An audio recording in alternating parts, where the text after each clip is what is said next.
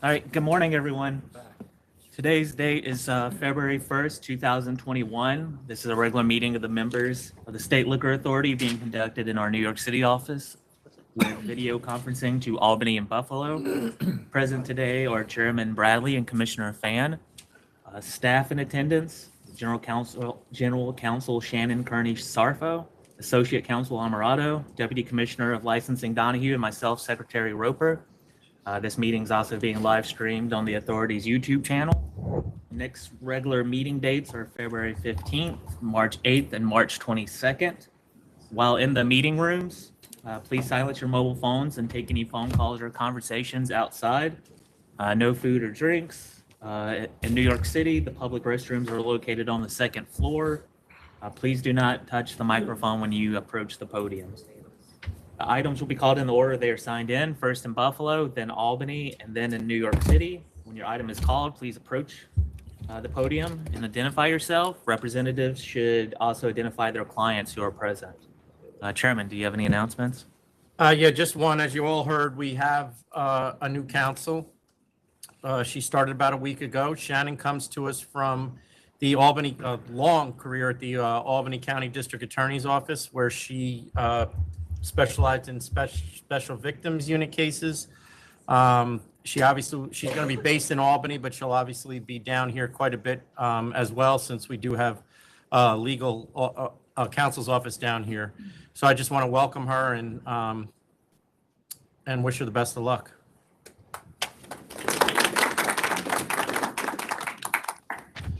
All right, first item in Buffalo. It's TRANSITTOWN Wine and Liquor LLC. Oh, that would be Transit. Yeah. Did I not say TRANSITTOWN? I'm sorry. No problem, Donald.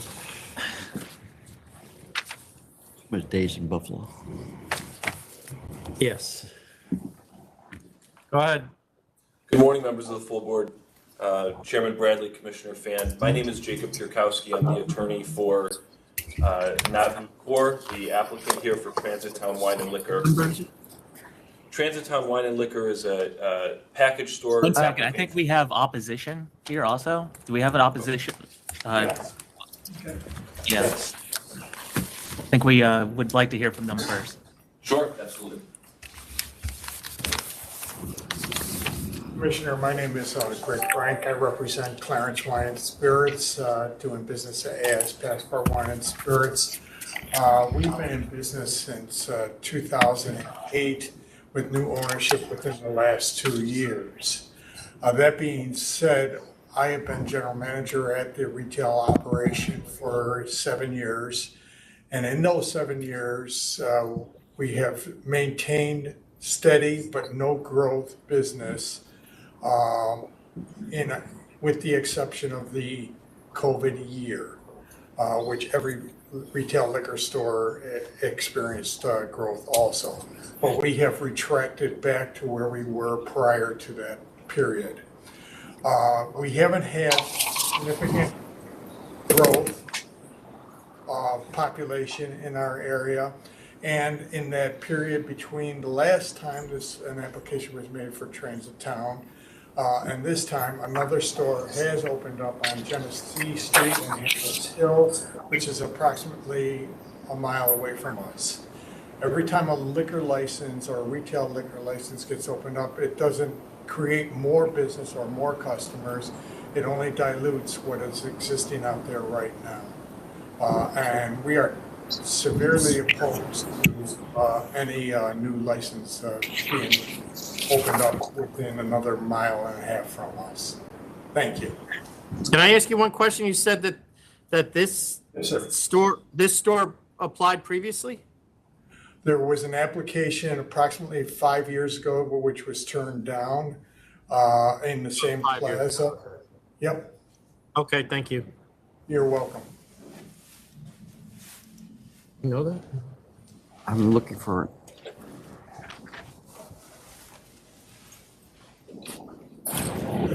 Go ahead. Good morning, members of the full board. Again, I'm Jacob Pierkowski. I'm joined by the applicant, Navneet Kaur, as well as our consultant, Robert Heil. I think just at the outset, I'll address some of the points raised by Passport Liquors. I was provided with the gross sales numbers. They've had very strong sales. Their sales through 2022 end at the end of October, so we're not sure of what the holiday season was, which in my experience sometimes is 40 to 50% of the annual revenue for a store. And importantly here, Well, the let me location- let me stop you there because I have the sales numbers too. And I'm not, I guess you're saying they're strong because they're over $2 million. But what he just said is 100% true. They're all within $150,000 of each other over a 4-year period. So Yes, I they are- don't call, so I don't call that increasing or strong sales. They're up, they're down, they're up, they're down. Yeah, I But go wasn't saying they ahead, were increasing it. Go ahead. I guess when looking at the sales, sales of the other comparable stores are also very strong, and many are increasing. And so I think, but the location where this store is, I don't know that there was an application for it. My understanding is it was an auto parts store. It's a large plaza at one of the busiest intersections in Western New York. The data that I pulled from the Department of Transportation only showed northbound and westbound traffic, but we're looking at over 30,000 cars in the intersection daily, and that would only be half the count. Many news reports listed as the busiest intersection in all of Western New York. So public convenience and advantage is well served by this location. It's not going to draw against Passport Liquors, which is in the town of Clarence, next to a Dash's grocery store. That's a town store, really a village store, that's going to more serve residents of that community. Do you have any data? Do you have any data that shows that? What specifically, Chairman? Well, you're speculating on who's going to go to this store as opposed to the other store. Do you have anything to show me that would support that? No numbers, but Then that's not speculating. I can appreciate that. I apologize. The location of this store, though, is the main commuter route to the north towns north of Buffalo. Transit Road is one of the busiest thoroughfares that we have in Western New York. Additionally, this store is going to serve the public convenience and advantage in that MEZCAL wants to specialize in selling Asian spirits. We've contacted a number of the closest stores, and MEZCAL has done a lot of work working with distributors already to find out what she can sell and what's not sold in the area. And most notably, the Premier store, which is the closest store, Turbo Liquor and Wine, and Passport, which we just heard from, do not sell soju, baijiu, any Chinese spirits, or gin from Singapore, which is what my client's looking to sell. The area, as I put in my submission, has the highest number based on census data of Asian American residents. And so we're looking to open a store that's going to cater to that and also expand this market of Indian whiskeys, sake, and the spirits that I just described to the market that is underserved. And that's what the purpose of this store is. It's not to try to compete with Passport or to try to take away market share from anyone else, but try to bring something to the market that's not currently available. How do you know that there's a demand for those products? You're saying it's underserved. My question would be, well, maybe they're not selling it because nobody's asking for it. I guess that could be true, but our business proposition here is that the demographics show that there are people here who may be more familiar with these types of alcohol, and there's no one selling it. So Ms. Core would like to try to make this a boutique store. Where's her father's store?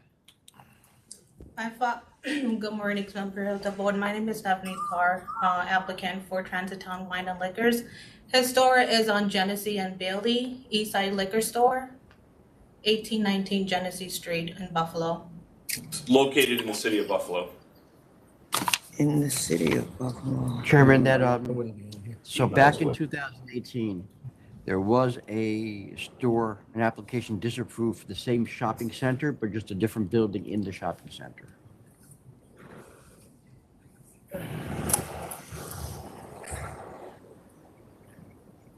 And when did you work at your father's store?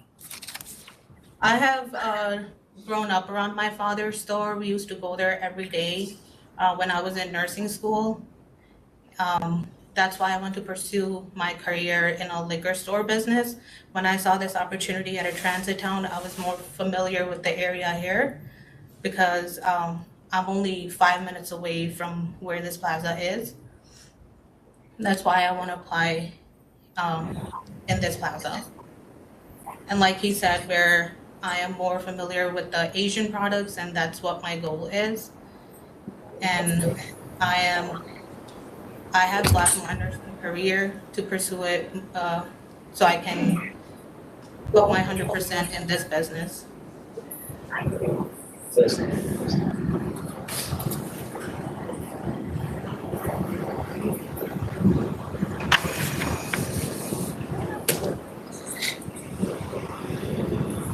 What does your husband do? He's currently not working. He's a Canadian citizenship. He has a Canadian citizenship. We're waiting for his paperwork. So everything, because of COVID, has been slowed down.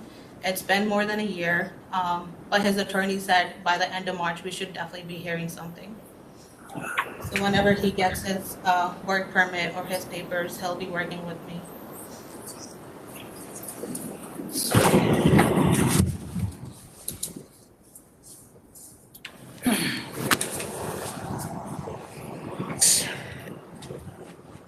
Members ready to vote? Whenever she is, Commissioner Fan? All right. The applicant obviously have experience in the industry. Closest store is over 20,000 square feet and doing healthy sales. So I'm going to find public convenience advantage and vote to approve. Chairman Bradley?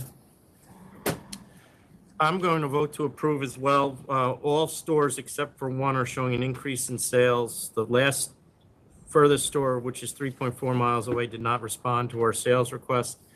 There is support amongst local electeds who obviously, I don't remember who they are, but I think it's the assemblymen and the two assembly people and the state senator, and they obviously know their area better than I do, and they are both in support of this application, so I'm going to vote to approve. All right, thank you. Thank you, members. Welcome. Next in Buffalo is ROCCOS Wine and Liquor LLC. Oh, sorry, 193.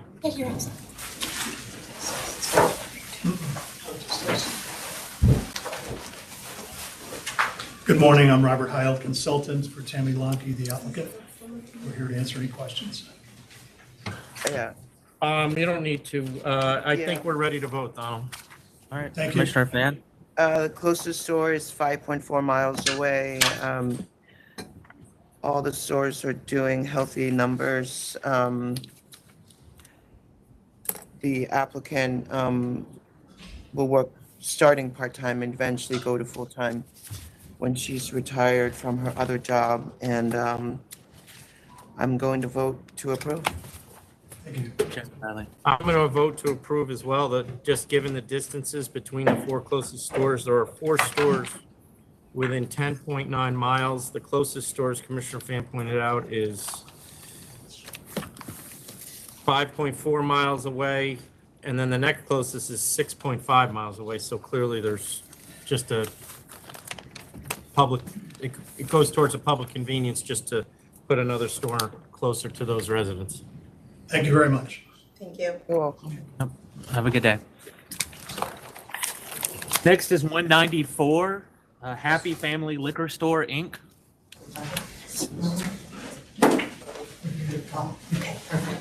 Thank you.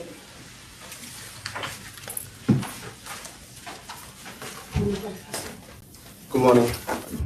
Good morning again, Robert Heil, consultant. Meow is the applicant. He's here with his wife and their CPA to help interpret. What do you work, one month a year, Mr. Heil, and you just put them all in at the same time? It seems to be effective, sir. So far. Is there any opposition there? There's not. All right, go ahead. We prepared information that we wanted to get to you, sir, but we missed the deadline. Unfortunately, the email that the applicant and myself received went to our junk for some reason. That's very uncommon. We typically receive your emails without any difficulty, but this time we were on short notice.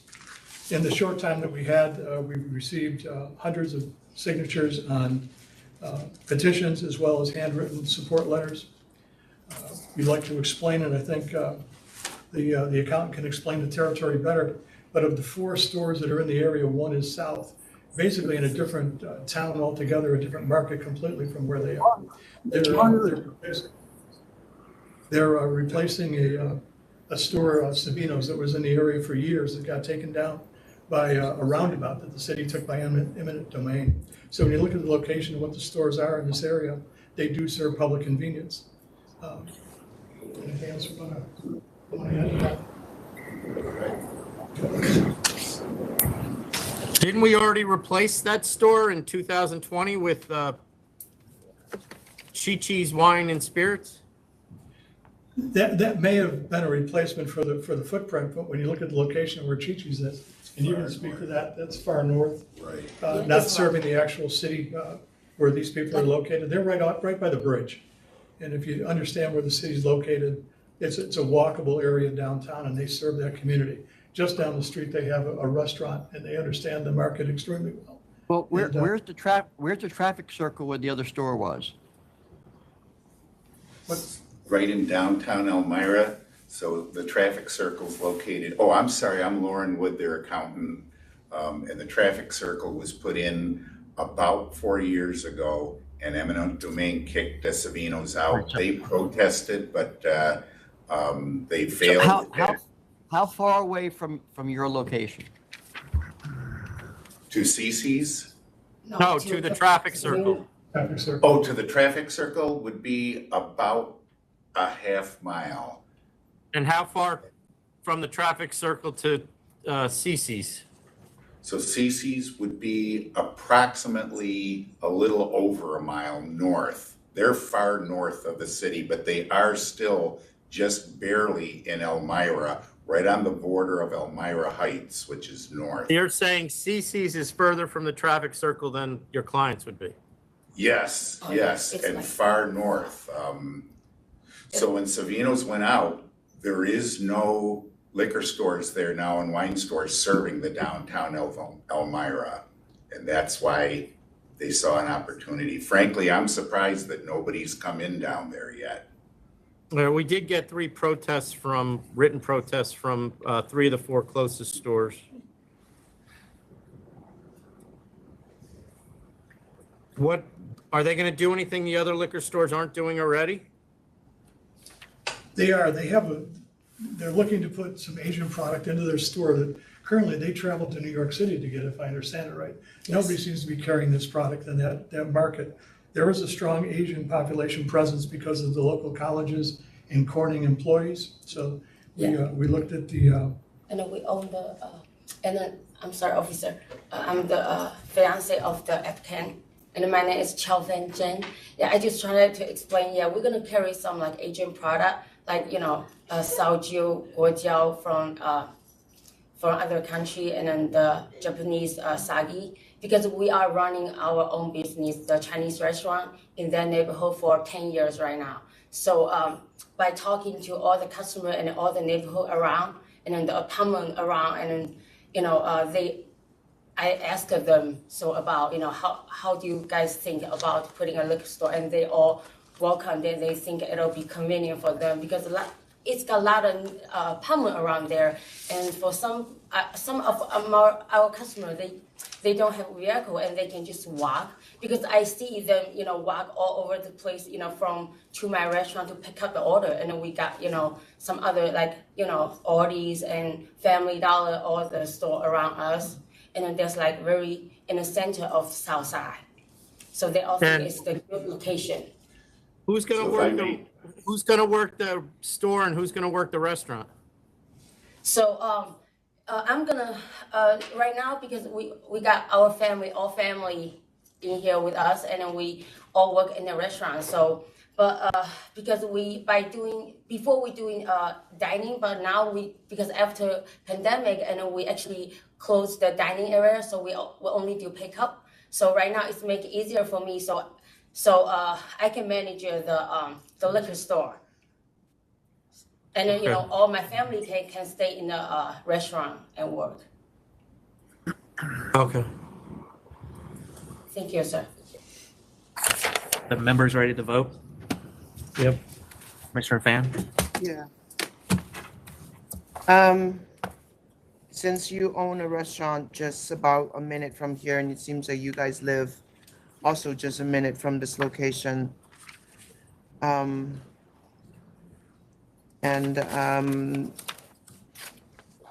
closest store is over a mile away and doing healthy growth, I'm going to find public convenience advantage and vote to approve. Chairman Bradley? I'm also gonna vote to approve the 4 closest stores, the closest being 1.4 miles and the 4th closest being 2.8 miles. 3 of the 4 are showing consistently increasing sales, not just COVID increases, but it seems to have continued to increase. The 4th closest was recently licensed, but based on the testimony here, it's clear that it's almost outside the town and not walkable. It sounds like this store is going to be very walkable and it's very close to their other business. So I think there is public convenience and advantage. Thank you very much. Thank Yep. you. Have a good day. Have a good day. Thank you. Nicole, I have nothing else in Buffalo, is that right? That is correct. There's nothing else. All right, thank you. You can sign off. All right. Okay. Thank you. So next we're going to Albany with number 180. It's Friendly Spirits.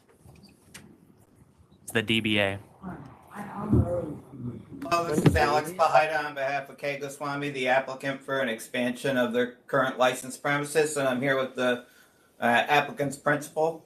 My name is Kamal Puri Goswami. Yeah, you just can't use the door of the other. Yeah, I was going to answer that. I saw that in the board's memo. That door is intended to be either, depending on building code, made inoperable or will be listed as just an emergency exit. That's the door from the expanded place. There's intended to only be one entry for the public into the expanded store, both for security and also for safety. So, all right, I don't have any questions. Are you okay with it? Yeah. All right, I'm going to vote to approve. Chairman Bradley? I'm going to vote to approve as well. Thanks for coming. All right, you've been approved. Thank you very much. Thank you very much. Have a good day. You as well. Annie, you have nothing else in Albany, is that right? That's correct. I think that's. All right, you can sign off. Thank you. Thank you. Can we do it twice? Send it to the email addresses we have on file. I'm gonna move on to New York City. And looks like the first one are the Scarsdale's applications. Oh, Jesus. How would you like to call them all up or just call AMICI since we haven't heard from them yet? We're going to, is any of the opposition to any of these Scarsdale's applications here? All right, so we're going to deal with them one at a time. The most recent filing can come up first and say, not go through the whole thing again, say what they need to say to add. The opposition will get to respond to that, whatever they say. We're not going back through everything else again. So if I stop you, we're stopping you. The most recent or the I think we should have The oldest, I'm sorry, Yeah, the oldest. the opposition of 192. That's AMICI, right? Yep, 192. Do you want them to come up and introduce themselves since we haven't Yes, heard from the them opposition yet? of 192. Yes. Just opposition. Yes. We'll call up 192 AMICI de Vini LLC first. So I guess We are not going through the whole spiel again. everyone can come up that's here for this You application. say it twice, it doesn't mean it means any more. Who's the applicant? They're over there. Yep. So if they can come up and just put your names on the record, and then we'll hear from the opposition first.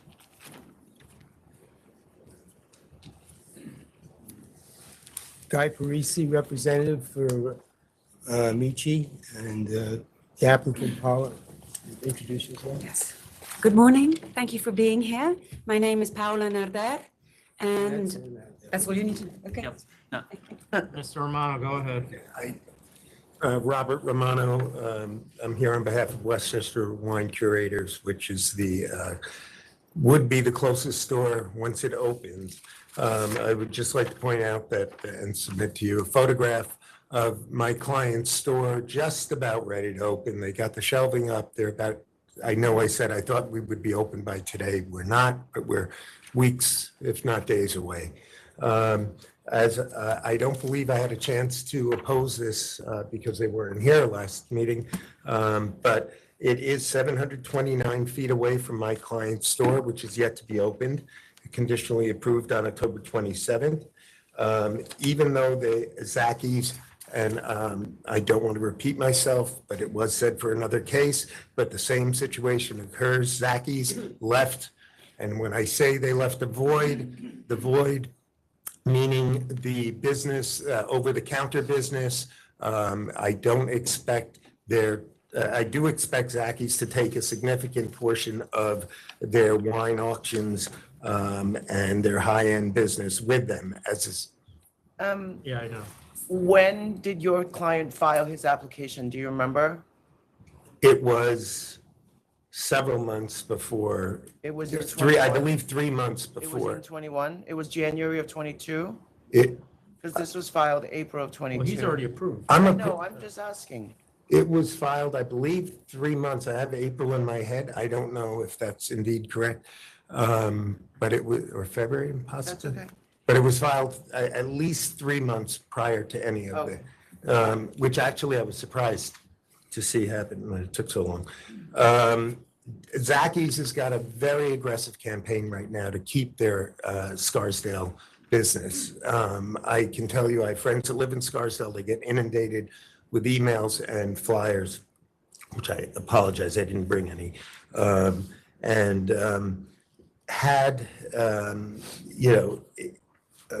apologize, to allow another store to open here, basically, before my store opens, would be based on speculation that there's enough business for two new stores. Right now, we don't know. It will be just speculation. At this point, we feel that there is enough business that Scarsdale's taken with them. There is nothing another new store can offer that my client won't be able to provide for. My client is opening a small store initially. Zackies opened, when they opened 78 years ago, it was 358 square feet. And they were given the opportunity to expand, and that's all my client's looking to do as well. And your client's retail size is? It's just under 700 feet. 700? Yes, it's small, but they do have access, and they do have the ability to move to expand directly next door. They've already spoken to the landlord. If need be, they can do that. They intend to file a warehouse permit. But again, that's speculation. That's So speculation. the retail size is 700 or the whole store is 700? The retail is, I think it's 700 and 650 with retail. 700 and 650. 700 total, 650 retail. I mean, if you look at the photograph, you can see they're using every bit of the store that they can. Okay, thank you. Okay, thank you. Anyone else in opposition to this store? And they're doing online or no online? Oh, absolutely, yes. I just want to, there is a problem with this application. I know, we'll get to it. Okay. You're talking about the lease? Yes. Yes. Okay, anybody else in opposition to this? Go ahead. Hi, my name is Ranjao Lee. I'm from Central Warehouse Wine and Spirit, and we locate on 2500 Central Park Avenue. And after Zacky's move, and we received 4 letters in the 2 months. Well, 3 of them are here. Yeah. So yeah. So we really not actually grow any of sale the 2022. So, and that also has Costco's and the Stoolander, the big store nearby us. So we really don't need any more the liquor store coming out on the areas. Thanks. Which store are you again? Central Okay. Warehouse Ware. Thank you. Yeah, no. Anyone else for AMICI? Opposition? All right, Mr. All right. Parisi, go ahead. Good morning, Chairman, First, we Commissioner. have a problem that maybe you can correct, but you thought- either need a lease or a binding letter of intent. I- We don't have either. Yesterday I emailed, let me explain. Yesterday, you emailed us. Yes. And what's the date on the supplemental information? What's the date that you're supposed to send it to us? Well, it was supposed to be Friday. But I just got it, I just got it yesterday. Well, The problem- why wasn't it in the application to begin with? there was a letter of, You have to either do a lease or a binding letter of intent. You've been doing this long enough to know that. it's what I had at the time. You're not answering my It shouldn't question. have come in. That's the point he's making. You I should should have not have disapproved it filed before I got here. Now, do you have the binding letter of intent with you? Yes, I have a copy of it. And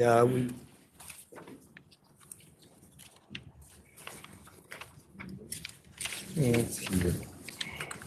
I have made three copies.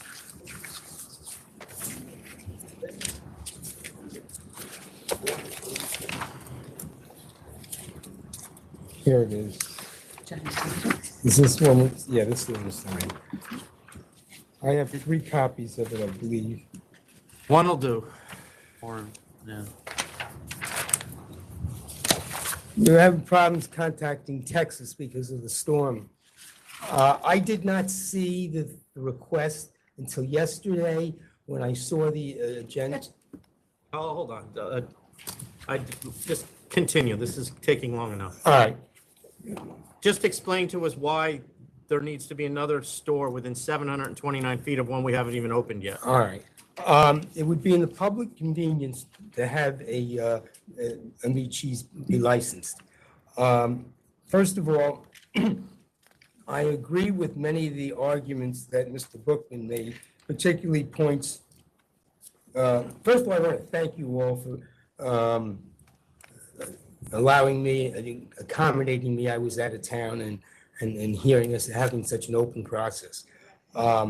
I reviewed all of the prior proceedings, and I will not regurgitate anything that's been said. And whatever I'm going to say is going to be new and nothing that's been already covered. I do agree with Mr. Bookman's points raised 2, 4, and 5 in his December 30th letter, and points 1 and 3 in his January 27th letter. AMICI's front door is 158 feet away from DeChico. And I respectfully, DeChico supermarket. It's 158 feet away. So I have a picture. you're saving customers 600 feet of walking? Well, no, not, it's the way the crow flies. Let me tell you what the walking, I did the walking myself. If there's just curators and there's no AMICI's. Mr. Parisi, I'm going to be honest with you. You've been doing this long enough that you know if there's a liquor store that close to a supermarket already, you're not getting another one. So you better, you better have another reason besides the supermarket. No, you're misunderstanding me. We're 158 feet away. It's 780 feet as the crow flies. Now, can I point this out to you? In order to get from DeChico's to the current store, you need to cross, let me have the pictures here. No, the other one,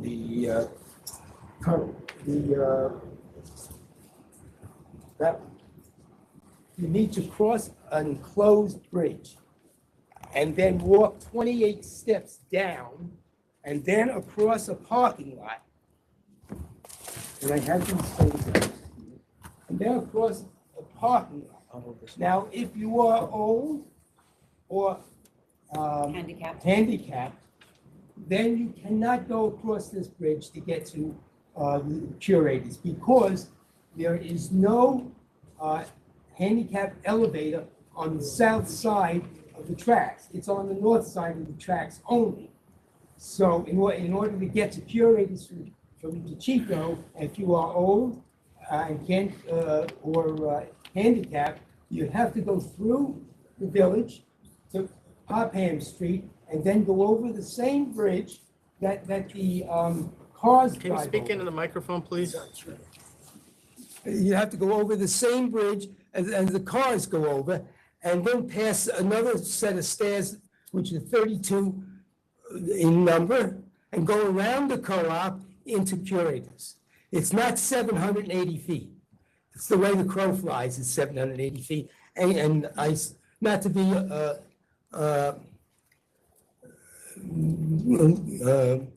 disrespectful, but crows don't shop. So it's misleading, and that's why I brought this picture here. This is where we are now, and the Chico's is 100. This is where Curators is. So you have to go across this bridge, 1,000 feet down, to 150 feet, and then all the way over down these stairs. So it's misleading to say it's 780 feet. Okay. I would have continue. never. All right, we got it. Go ahead. All right, now let me go beyond that. Let's talk a little bit about Curators. Curators is 279 feet from the. Can I see that picture again? That's incorrect.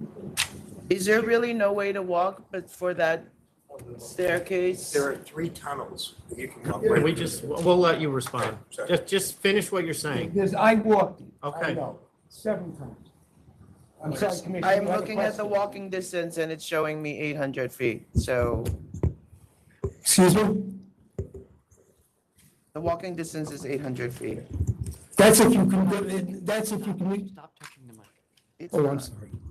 That's if you can negotiate the 28 steps. But if you can't negotiate the 28 steps. He's saying that anyone that can't go up and down steps No, I has to walk understand. thousands of feet. I Okay, understand. Go ahead. All right.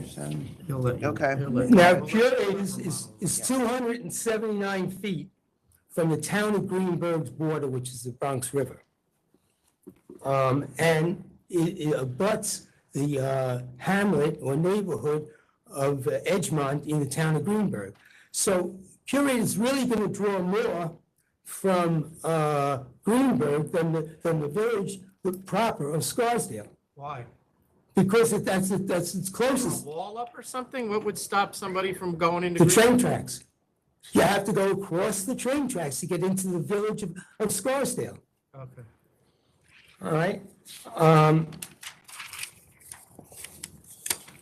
Now, should you have to choose between Scarsdale and AMICI, I submit that you should choose AMICI. AMICI filed first, 6 weeks earlier. Right, we filed on April 27th, Yeah, and the other application was filed June 6th. yes, I know. AMICI's sole principal is the only one, as we stand here now, that's qualified to be licensed. The sole principal of Scarsdale is currently licensed, and his taking possession of a license is contingent upon him selling his current business, and which could take a year, if not longer. And it would have been different if he had applied to remove his license, but he chose not to. And Paula's commitment to selling New York wines, I believe she said 30%. Did you get the letter from the New York State Winery, Mr. Chairman? If it was sent in properly, we got. Yes, it was sent in by the, I have copies of it. It was sent in by Herman Weimer on the 27th. Do you need the copy? No, I'm sure we have it. And I'd like to introduce. I'll take it. Oh, wait a minute. This is, hold on for a second. This is a letter from a winery supporting your application. Yeah. Oh, I think you pulled it out. Not supporting my, What is it doing then? no, it is saying that they're supporting, a New York State winery is supporting the applicant. That your application, this Yeah. application? You don't see a problem with that? Well, he says in the letter, to the extent he can, The extent he can is none. well, it's more about her than about I the got business. It's about the licensee, the potential Yes, licensee. it's about me. Yes. And my You're buying ability, product from them. Okay, go ahead, Mr. Parisi. No. do you need the I don't letter? have Do you need the copy? No, we're telling you that we got it, it got pulled because we shouldn't be seeing it. And I'd like to introduce the applicant, and she'd like to say a few words. Good morning. I'm not going to waste your time because I know time is of essence. First of all, I know I don't sound or look Italian, but I am.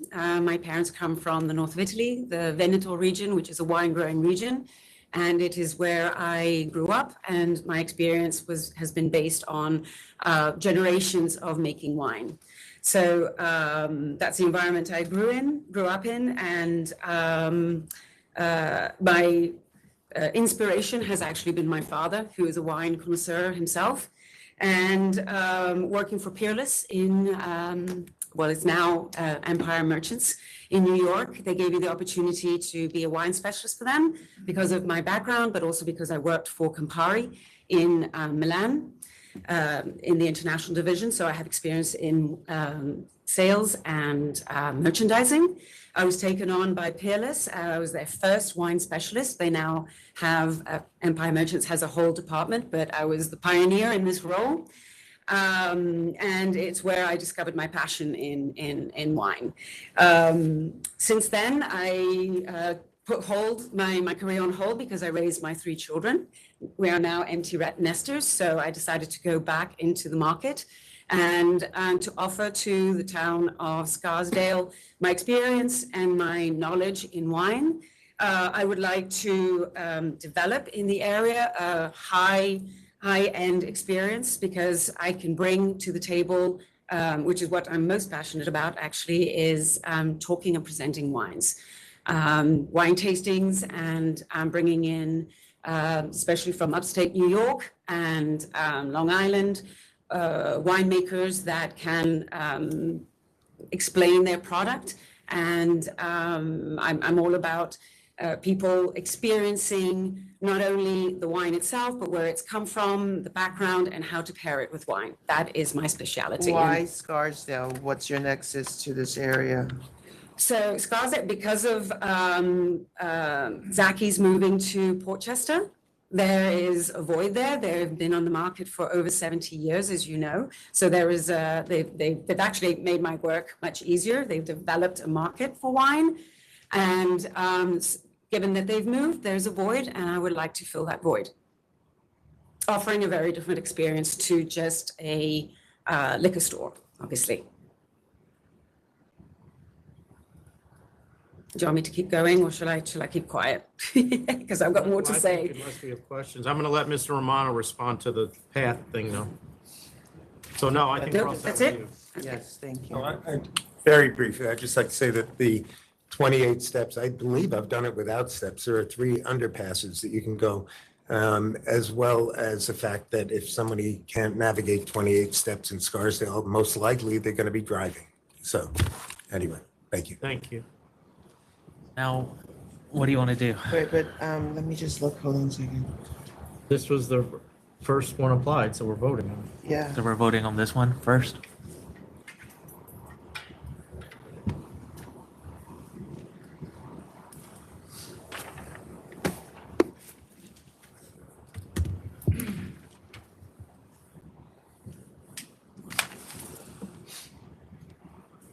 All right. On 192,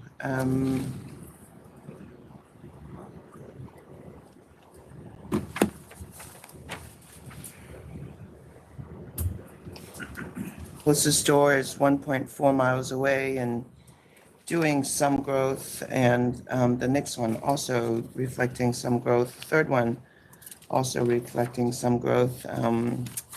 Given that this is closest to the grocery store, I'm gonna find public convenience and advantage and vote to approve. Chairman Bradley. I'll vote to approve as well. Thank you. Thank you very much. Yep. Appreciate it. So for Scarsdale Wine Corp. and 77 Wine and Liquor LLC, 169 Mr. and Parisi? 168. I'm instructing licensing, if another application with your name on it comes in without either a lease or intent, it's denied And immediately. we're not going to ask, it's just going to get denied.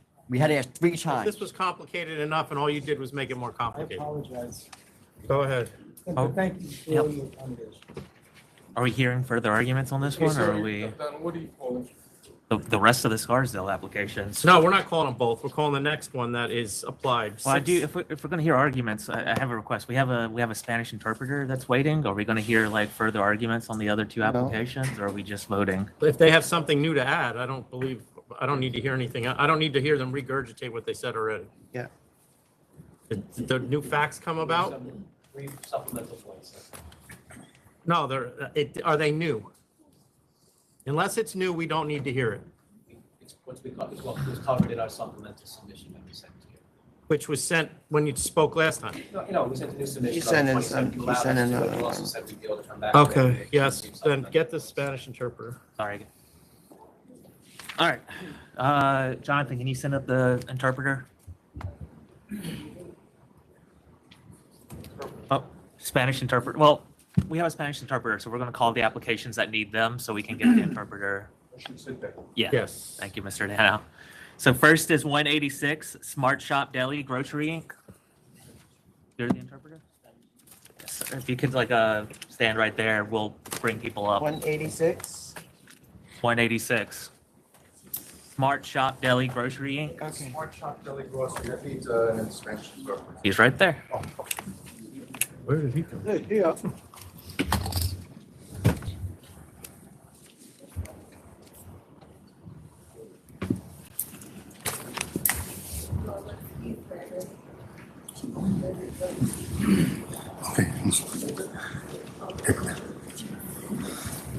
And then, so first, Mr. Interpreter, if you could just put your name on the record.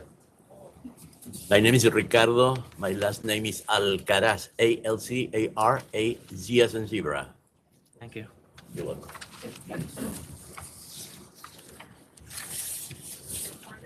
Ben Sharav, appearing with the applicant, Mr. Infante Francisco. This is for a deli grocery store at the location on Cabrini Boulevard. There have been some questions about it. I would say that this applicant has no connection to any licensee who was there prior. That was, I think, the issue with the, He lives in Connecticut? what's that? Can you ask him, does he live in Connecticut? Explain, do you live in Waterbury, Connecticut? I know you're staying, explain where you're staying. So let the interpreter do it. Yes. ¿Qué es lo que va a contestar? No, no, tiene que comenzar a decir cómo se llama usted primero. Ajá. Mi nombre es Juan Infante Francisco. Juan Luis Infante Francisco. His name is Juan Luis Infante, Infante, Francisco. Okay. Where does he live? ¿Dónde vive? En Connecticut. Connecticut. Yes. And you drive to this location every day? ¿Manejó para...? No, no, no. No. No, no. He Me didn't trae. drive. Con un vecino vengo siempre. A neighbor brought him here. Sí. Who takes him to the store every day? ¿Quién lo lleva a la tienda todos los días? El vecino, a veces me quedo aquí un fin de semana, 2 o 3 días y vuelvo a Connecticut. Sometimes he stays here for 2-3 days and then he goes back to Connecticut. Where does he stay? ¿Dónde se queda? Donde un amigo, aquí un vecino que vive conmigo, con el que yo trabajaba antes, que era el restaurante donde yo trabajaba antes, que fue el que me llevó, con el que conseguimos la bodega. Okay, it's a neighbor that he used to work with him before, and he was the one also that both of them together, they they were able to get the place. And he stays at his house? ¿Se quedan en la casa de él? Sí, me quedo en la casa de él, sí, Yeah, sí, me he quedo. stays at his Me home. quedo en la casa de él, regreso allá porque allá And he goes sí, back and forth. mi hija tiene una casa allá, entonces allá que tenemos la residencia, pero yo trabajaba aquí en el restaurante y conseguimos oportunidad de la bodega que estaba cerrada. Sí. He has a daughter, and her daughter has his house in Connecticut. So he has been dealing with back and forth until they got the place. And is this guy a partner with him in this place? You mean her daughter? No, the guy whose house he stays at. Okay, en la casa donde usted se queda, ¿él es socio suyo? No, me prestó parte del dinero, sí. Me prestó parte del dinero para... All right. It's the guy who lent him the money. Yeah, I know. No, I'm good with it. All right, okay. I don't expect that he's gonna know his kids.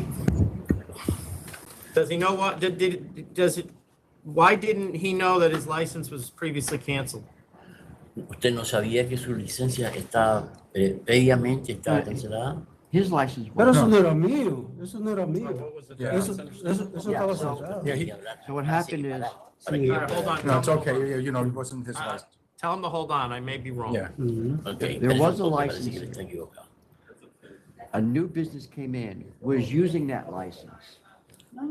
The license got canceled, not for the availing, but for some other reason. So there was a cancellation of a license here. He's never been licensed. Yeah. Okay, ask him who's the guy who's giving him the money to do this venture. ¿Quién es la persona que le dio el capital para que usted iniciara el negocio? Fausto Enrique, mi jefe con el que yo trabajaba. It's used to be his boss. His name is Fausto Enrique, and he used to work with him. And that's not the same person who's driving him back and forth. ¿No es la That's- persona que lo trae para acá? No, déjame decir, él tuvo un compromiso, le murió una hermana anoche y tuvo que ir para Santo Domingo. He had another commitment, so he had to travel to Santo Domingo last night. Okay, so how did he find out about this store? ¿Cómo usted supo acerca de la tienda esa? Me llamó un señor que se llama Víctor Suárez, Somebody- que vive cerca de ahí, entonces yo fui a ver. Somebody named Victor Suarez gave him the information, so that's the way he learned how, to approach the store. And you asked the restaurant owner to give you the money to do this venture? ¿Y usted le pidió el dinero a su socio para que le ayudara? Sí, él me lo ofreció, fuimos a verlo los dos. They went together to see the place. The owner of the restaurant? El dueño del restaurante. Sí, el dueño del restaurante, Fausto So Enrique. why is the owner of the restaurant not on this application? ¿Por qué él no está en la aplicación, el dueño del restaurante? Sí, debe de estar, sí. It's listed, it says Well, he's bar. the lender, but he's not the licensee. Debe de estar, Because he's the owner, but he did list. I think that's Commissioner Fan's question, is why is he putting up all the money, but he's not on the license? He's the owner and that he's lending him the money to, it's his business, Mr. Infante. Él solamente le prestó el dinero. Sí, me ¿no prestó, es? sí, me prestó parte del dinero. Yo tenía una parte así, me Not the prestó porque entire no era amount, así. it's only a part of it. Okay. All right. Can you just explain to him if the license in his name, he has to run the business? Si la licencia está a su nombre, usted tiene que correr el negocio. Sí, yo lo estoy Yeah. corriendo, sí. Yeah, he's running this. Okay. All right. I'm going to vote to approve. I'll vote to approve as well. Let him know he's been approved. Right. Yep. Está aprobado. Sí, está All bien. right, thank you. Thank you. Thank you. We have a few more, so if you can stand up Thank here. you. Next, Sir? oh, sir, if you could stand right here, yes, please. Next is 211, BEBE Deli Grocery Corp. You gotta put your name on the record again, too.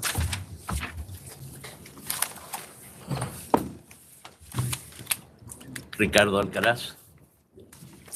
Good morning, everyone. Victor Molina, representing the applicant who's present to my right. And I believe this is regarding a new license. The board wanted to determine whether there was a good reason to deny the application.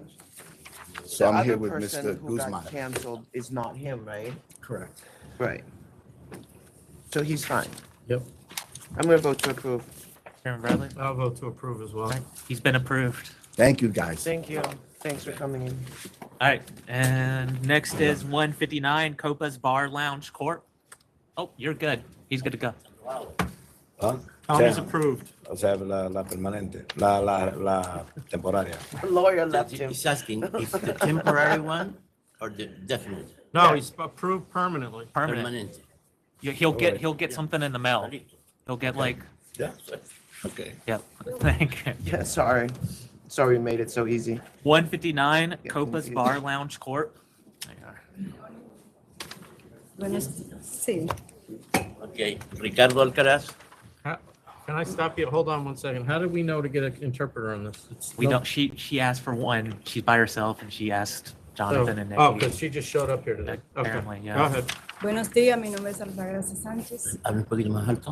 Mi nombre es Altagracia Sánchez. Okay, good Don't morning. touch the mic. Yeah. No, don't. We'll fix it afterwards. Good morning. My name is Altagracia Sánchez. Sánchez. Okay. Why are you here? ¿Por qué está acá? Estoy aquí porque tuve una confusión con esta carta. She's here because she was confused about a letter she received.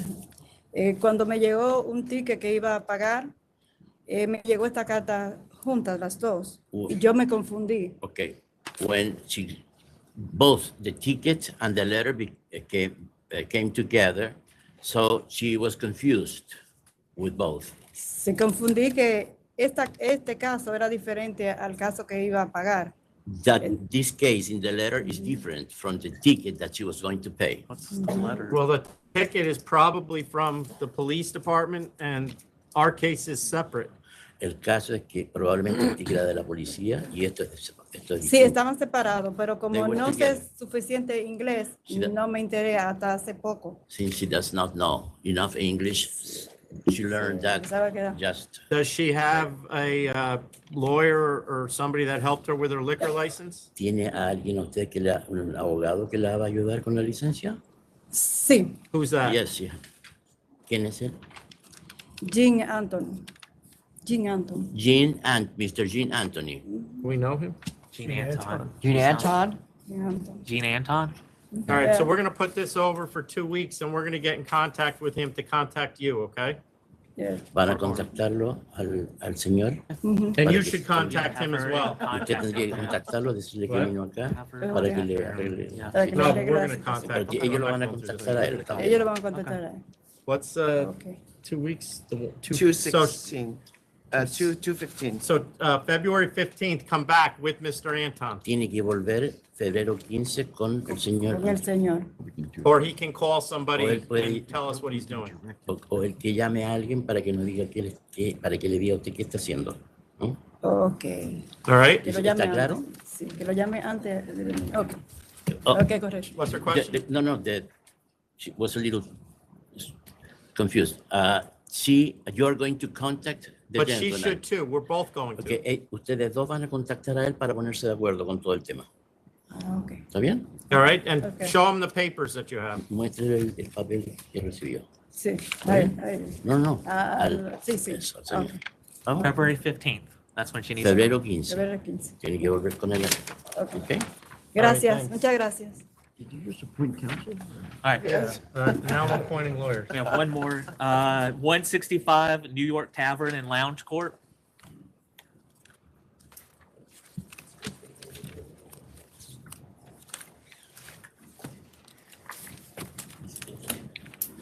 Ricardo Alcaraz. Donald, can you make sure you reach out to him, by the way? Yep. Diga su nombre. Buenos días. Su nombre. Buen día para todos. Mi nombre es José de Jesús, presidente New York Tavern Lounge. Okay. Good morning, everyone. My name is José de Jesús, José de Jesús, New York Tavern Lounge. New York Tavern House. Lounge. Lounge. Tavern Lounge.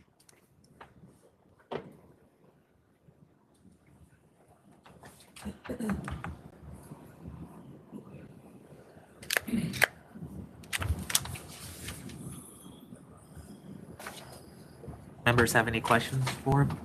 Yeah, I just don't know where to start.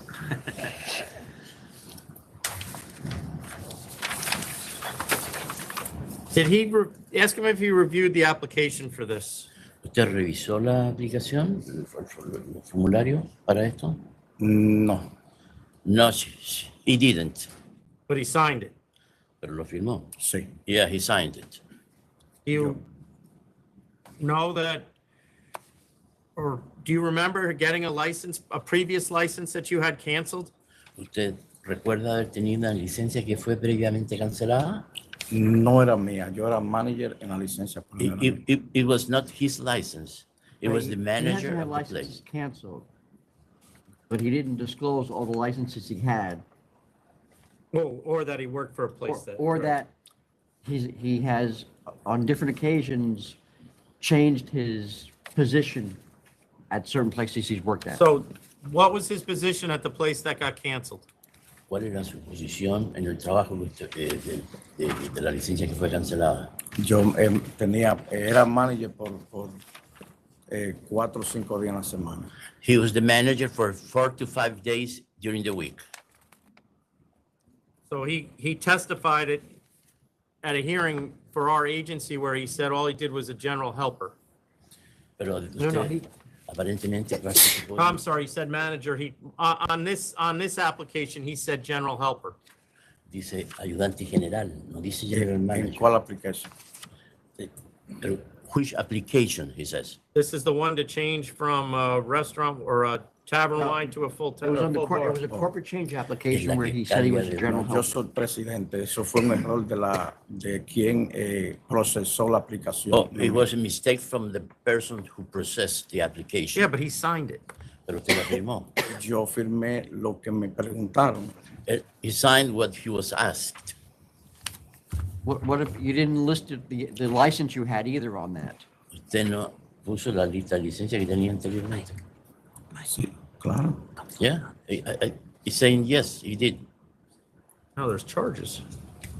Is he aware there's still pending charges against, it's this license, right, the charges? Mike? Yeah, check. ¿Usted sabe que hay problemas pendientes, digamos, cargos pendientes con esa licencia? ¿Con la que tengo o con la? He said that with the one he has or the previous one? No, what he has now, there's pending charges that he con la que received tiene ahora. charges from us. Yeah, he is answering. And the charges are failure to supervise and disorder. Los cargos son que falló de supervisar. And what was the second one? Disorder. Desorden. Disorderly premises. Estaba en un lugar desordenado. Hubo un pequeño inconveniente, por eso estamos respondiendo a... There was a little inconvenience, but he is answering. I know, but he wants us to go from making this a wine bar into a full bar. Usted quiere And he can't run the wine bar. Usted quiere convertirlo eso de una licencia de vino a una licencia completa. Correcto. So, Correcto.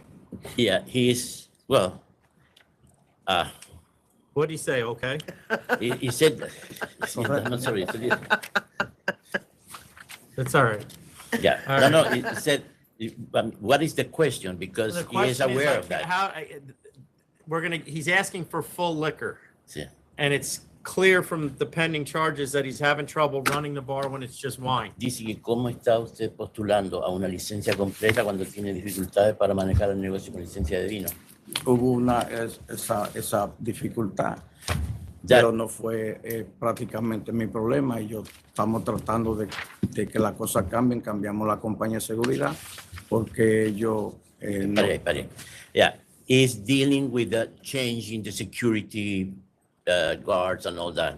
So he's trying to solve all that situation.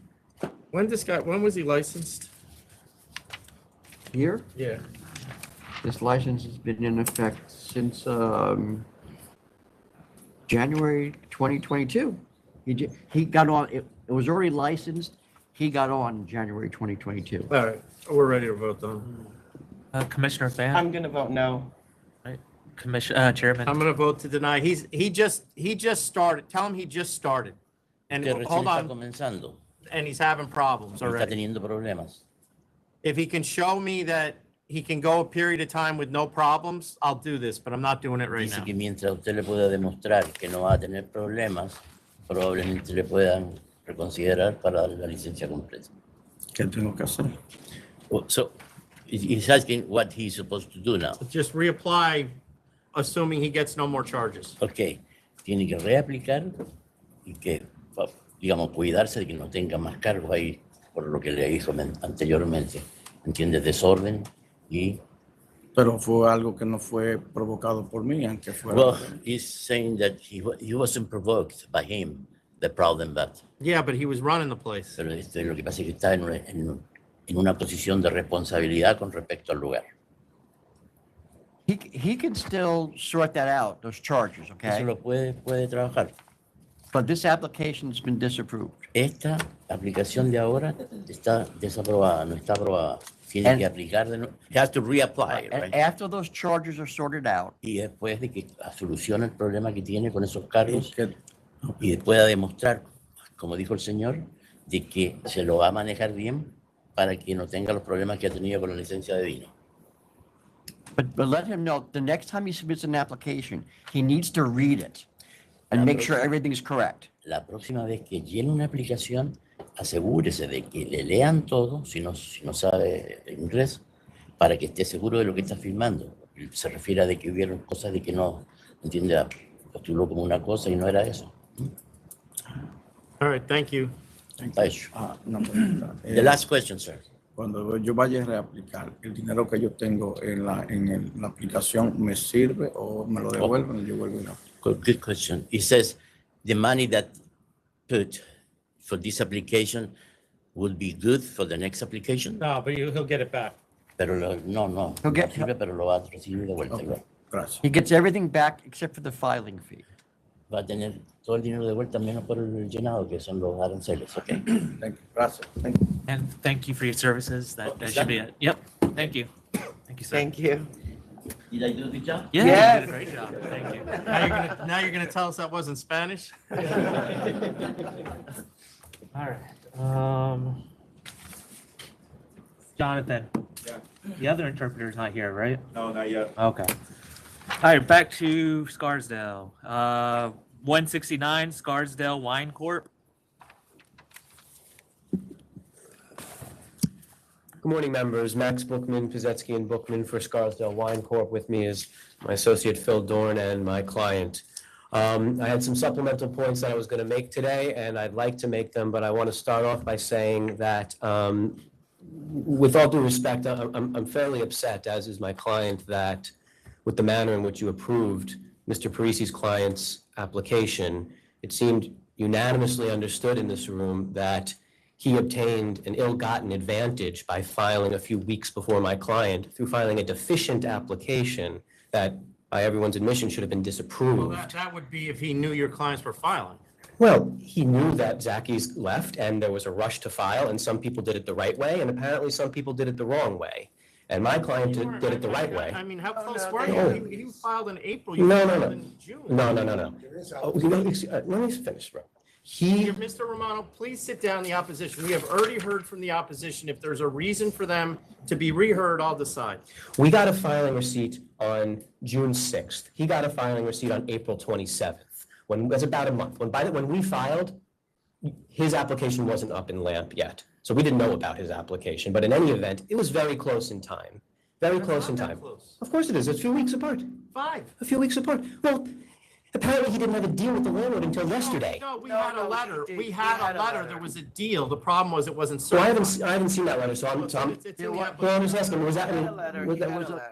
There was a letter submitted that laid out the terms of the agreement. Okay? The problem was that It was not clearly a binding agreement, which is required under the statute. And that letter was not a recent letter, it was That came in dated with from the the- application. Came with the application. Well, we waited until we had to deal with our landlord to file our application, so. They did too, it's just more about the wording of the letter. I wouldn't say that they didn't have a deal. I understand what you're trying to say. It but- wasn't binding on the parties, that's the problem. But there Right. was a letter. I'm just reacting to what I heard. I heard, colloquy that his application should have been I get it. disapproved. I understand. Yeah, and instead he was approved. The situation is very upsetting. I get it. And I think in going to the supplemental points that I was going to make, obviously you have a unique and fairly unprecedented, I want to say hello to the general counsel. Congratulations on your new position. You have a unique and unprecedented situation here where you have Zacky's, which was an iconic liquor store that left. The points I wanted to make about that are, number one, you heard a lot of speculation last board meeting, you heard it a little bit today about why Zacky's left. What aspects of their business they may have wanted to concentrate on and what they might not have. Anecdotes about flyers that all businesses send around to try to attack business, et cetera.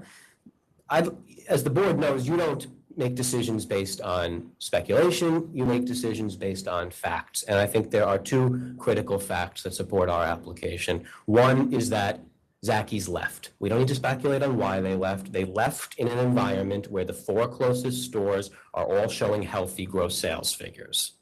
They left. And when they left a several thousand square foot hole. It's a fact. We don't have to speculate about that.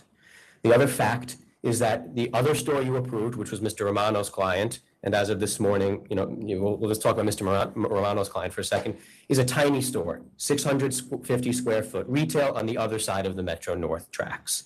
Our store is on the Village side of the Metro North tracks. And the letter you got from the Village supervisor, which was last time around, I didn't have a chance to comment on it at the last board meeting because it was submitted so quickly before the prior board meeting, but we have it now.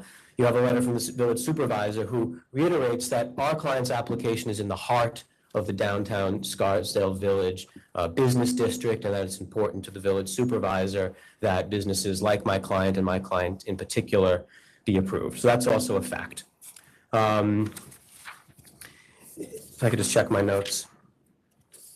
I've mentioned increasing gross sales. You heard in opposition to the other application today that, concerns about gross sales, but the gross sales letters speak for themselves. The individual who came to oppose here, they showed healthy growth from 2018 to 2020. So I think I'll conclude on this. The point that we made in our last appearance and the point we're reiterating today is that there is room for small liquor stores to replace the very large liquor store that was Zacky's. And that argument is consistent and equally applicable given the fact that even given the fact that you've approved Mr. Parisi's client this morning.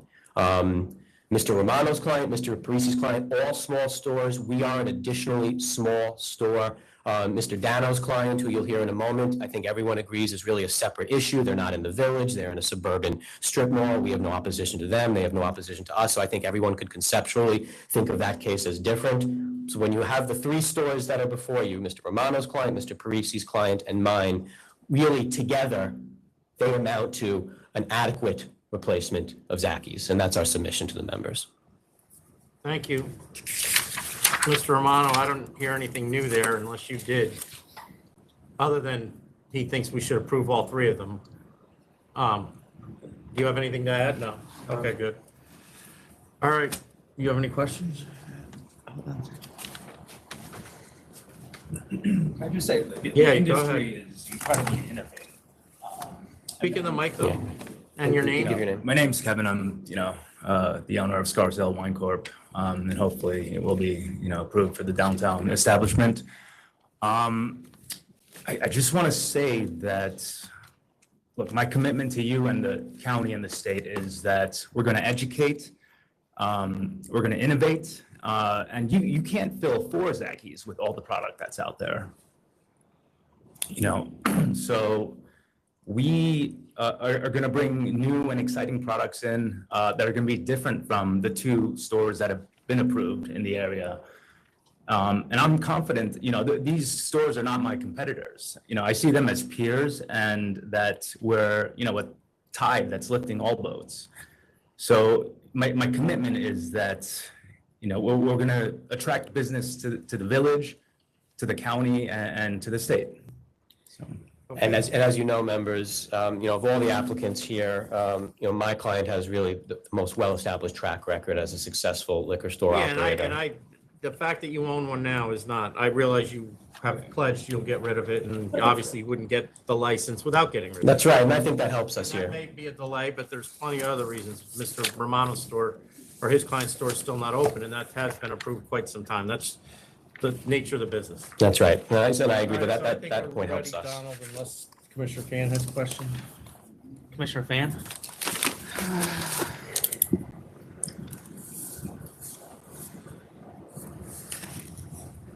Oh, I feel terrible that you're really just a victim of timing here. I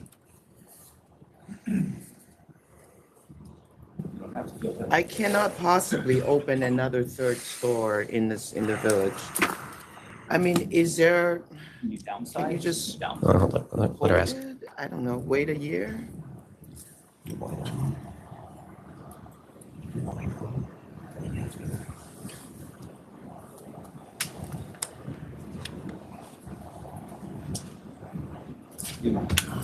Would wine only make a difference, Commissioner?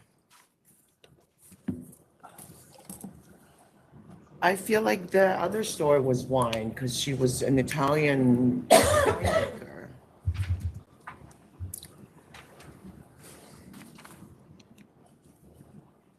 What's their size? They're a little larger.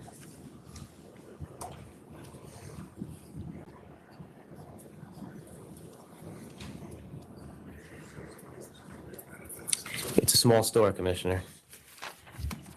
It's not that, it's just, there are just so many stores and she's gonna open a 2,500 square foot She has no store. internet sales. I'm sorry. I didn't mean to interrupt. She has no internet sales. That's in her application. Members are voting.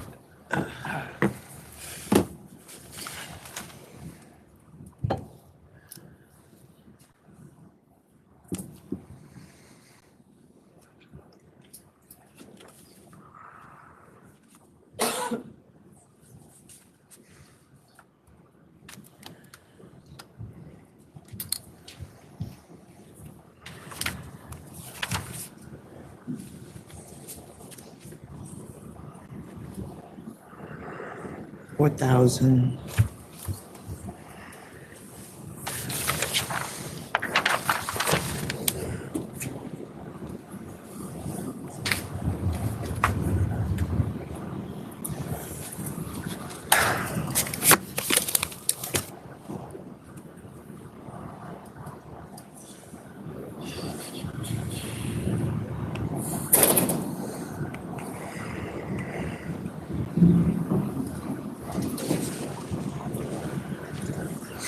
This is why my job is hard.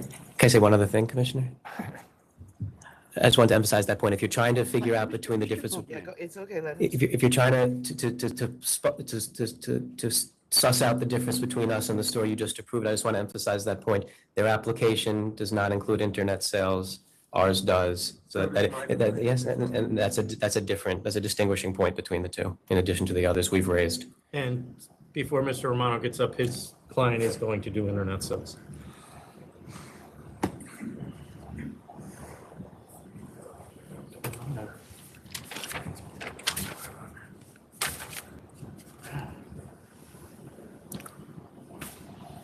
I'm gonna vote no. I'm sorry. I just, there were other stores that came in protests and there was just not enough market share to go around.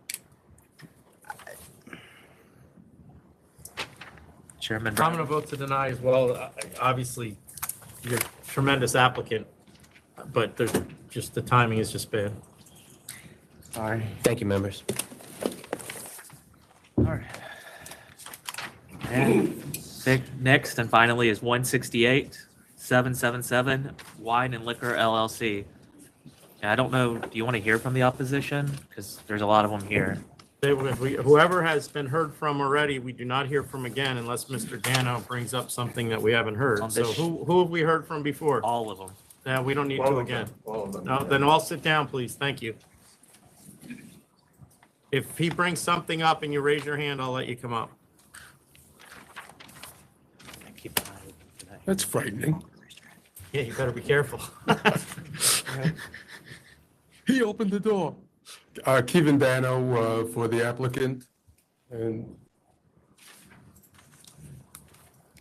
I have with me Elisa Tamola, who is the applicant.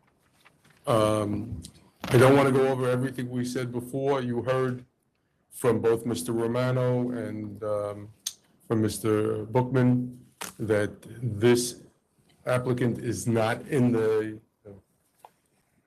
168. 168. is not in the village, which is all walking. This applicant is on the road, and it's really a completely different situation because they're all over here in this walking distance where people live, and this is up, where they're highly trafficked roads. So it's distinctive in that regard. I'd also like to point out that the gentleman from Leewood who came to oppose has since put in a letter in opposition. And in that letter in opposition, he pointed out that he was a $5 million store and growing. There is a 7% increase in sales in the area, among the stores that are the 4 closest stores, including, well, I can't say about Leewood because he only gave you one number, but he's a $5 million store and he says he's growing. I believe he also has a application to Expand. that will be coming before you at some point. That's why I say he's growing, because he said he has an application to expand. The other thing I would like to point out is that the closest store, Wine Stop, is a boutique store that has mostly or almost exclusively high-end wines. This store is going to be a store that has a more diverse and more serving more to the public. It's right on the highway. It's an easy stop off. The Wine Stop is in the shopping center. I showed you this before. I don't want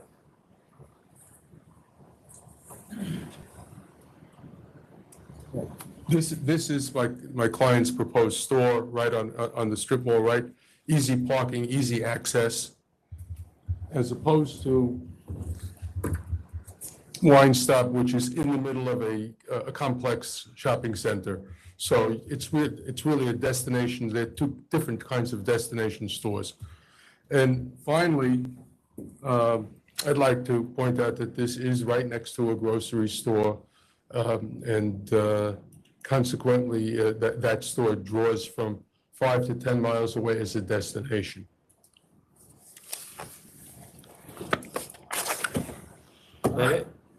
Well, I have only one other thing to say.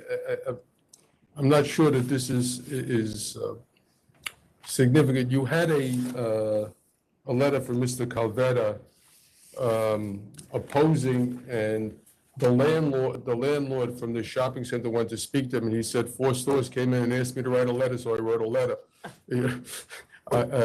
He didn't seem to stand behind it as something he cared about.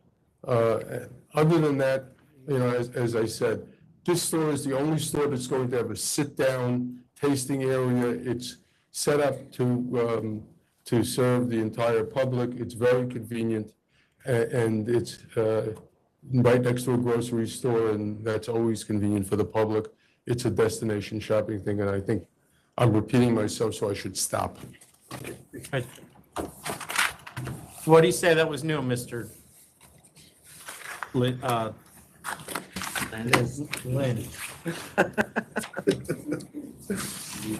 would just like to point No, out, I just asked what he said was new. what he said was new was that this was a half-ass letter that was to the liquor authority. Okay. Secondly, sales figures are right here. There's no major growth among any of the stores. All right, thank you. Mr. Buscemi, if you have something that you can. Are you represented by him? Yeah, but I need to say something. Well, then why are you paying him? Can I just say Yeah. something? Please just say one thing. My store is, he's saying it's a destination store. Who are the And stores? Which one? Wine Stop. One Stop, yes. And it's a boutique. I sell everything. I don't sell all fine wines. I'm not Zacky's. I'm a local store. Over 90%, 5% of my customers are Eastchester and Scarsdale residents. Thank you. Thank you. I'll be very brief. I put in a submission after the last meeting. My submission was put in on January 24th. I had not received the gross sales information on the stores prior to the last meeting. I received that information after the last meeting. Mr. Lee mentioned it. I'm not going to go through every number, but I think it's clear that my client, Wine Stop, and VIP had not shown any real kind of increased sales. My client, Mill Road Liquor, it's in 2022, its sales basically were the same, approximately the same as what it did in 2018, with decreases in between there. Wine Stop has shown flat sales and a decrease in 2021. It's on the same road. As we all know, this is a driving area. 90% of households within 4 miles of this location have vehicles for driving. VIP Wine, again, which is a 900 square foot store, except for 2020 sales, it's been decreasing each year since 2018. I also gave you demographic data, okay, within the last 10 years, from 2010 to 2021, within a 1 mile radius of the applicant's location, there have been a total over a 10-year period of an increase in population of 871 people. Okay, Within a 3 mile, lastly, within a 3 mile radius, over that same 10-year period, there's been a total population increase of 4.5%. Okay. Thank you. We have one more person with his hand up. Go ahead, sir. Mr. Dano, if you're going to respond to the population, you can. Manny Tavalla, Leewood Liquor, Eastchester. I'm not going to go over, again, Leewood Liquor. I'm not going to go over the convenience or advantage, but I've got serious concerns regarding the applicant's connections to BevMax. Since the last meeting, I've done more research, and I have a ton of information that I think you would want to know or should know before you made a decision on this application.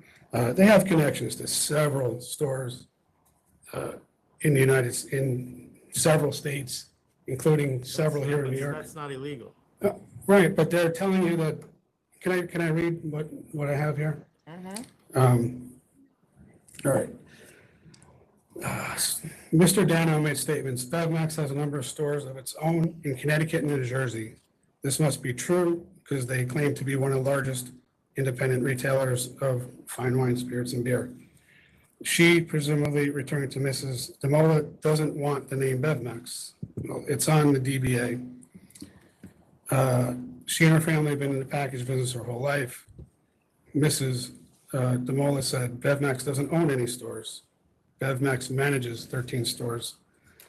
There are 13 stores listed as BevMax locations on their website. They also reference or have referenced at least 9 more, including Midway Wines in Scarsdale, Riverhead Liquor Mart, also in New York, and several Coasters locations. I would like to point out that within hours of the January 4th meeting, BevMax took the predictable action of removing job listings from their website for these stores, Midway and Riverhead, as well as for dozens of jobs that were available at their Connecticut stores on the morning of January 4th. Why do you think that that's connected? Well, Commissioner, why would BevMax advertise for jobs for Midway Wines in Scarsdale and Riverhead Liquor Mart if they're not have any connection to these stores in New York? Because they're not the licensee. There's a, and the only, and I'm not the one who approved this. I think, Tom, were you involved in the approval of this? I wasn't involved in the approval of this. I was involved, I don't believe so. I was involved in discussions and the approval of similar models which use the BevMax model that I think Mr. McKeon had approved. So And- this business model that they have, they are not the licensee, although they are doing certain actions that lead you to believe they're the licensee, but they're not. And from my understanding, this has all been approved by the State Liquor Authority long before I got here. Okay, can I respond to that? Yeah. Since the applicant stated that BevMax is a consulting company, I tried to avail myself of their services. I cannot find any point of contact for such a service online, nor were any phone calls returned regarding this service. Well, it doesn't mean it's open to the public. All I'm telling you is the operations that they have now, assuming they're doing identical to what we've approved, are not, have been deemed not illegal by the board. Like I said, long before I got here. Okay. Now, if you want to file a complaint about what they're doing, we certainly would look into that. All right. But that remains to be seen what her involvement in that is. We're being told that it's zero. Can I speak to can I speak to that as well? You can give me a minute to find it because I'm out of order here. At the last meeting, Mr. Lorette DeMola was here, and we're talking about a store they had in Portchester. Mrs. DeMola said, my husband had a liquor store from 2000 to 2008 in Portchester, then moved on to self-employment. This store was called BevMax. Isn't owning your own liquor store a form of self-employment unless you're availing it to somebody else? He didn't know how long he owned it. He said maybe until 2003 or 4. Mrs. Lorette DeMola said until 2008. He didn't know the size of it. He guessed at the size. He did not know the address. The address given was incorrect. The store was originally located at 513 Boston Post Road, then moved to 449 Boston Post Road. He gave an answer of 510 Boston Post Road. According to several online bios and interviews, Mr. Lorette DeMola was founding a Pisco brand in Peru and serving as its master distiller during that time period. He became a director of BevMax in 2000. Clearly, he was not around to run the store. BevMax is a consulting company that teaches things like how not to sell to minors, Mr. DeMola said. The BevMax standby license was suspended for 5 days, a substantial punishment by any measure, and fined for selling to minors. This is not a singular infraction. As noted at the last hearing, BevMax also flagrantly violated the Connecticut state minimum price law.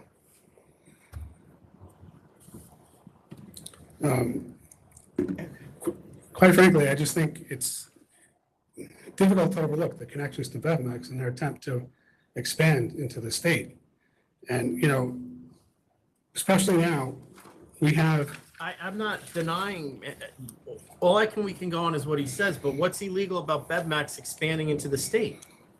Listen, I'm a huge supporter of mom and pop stores.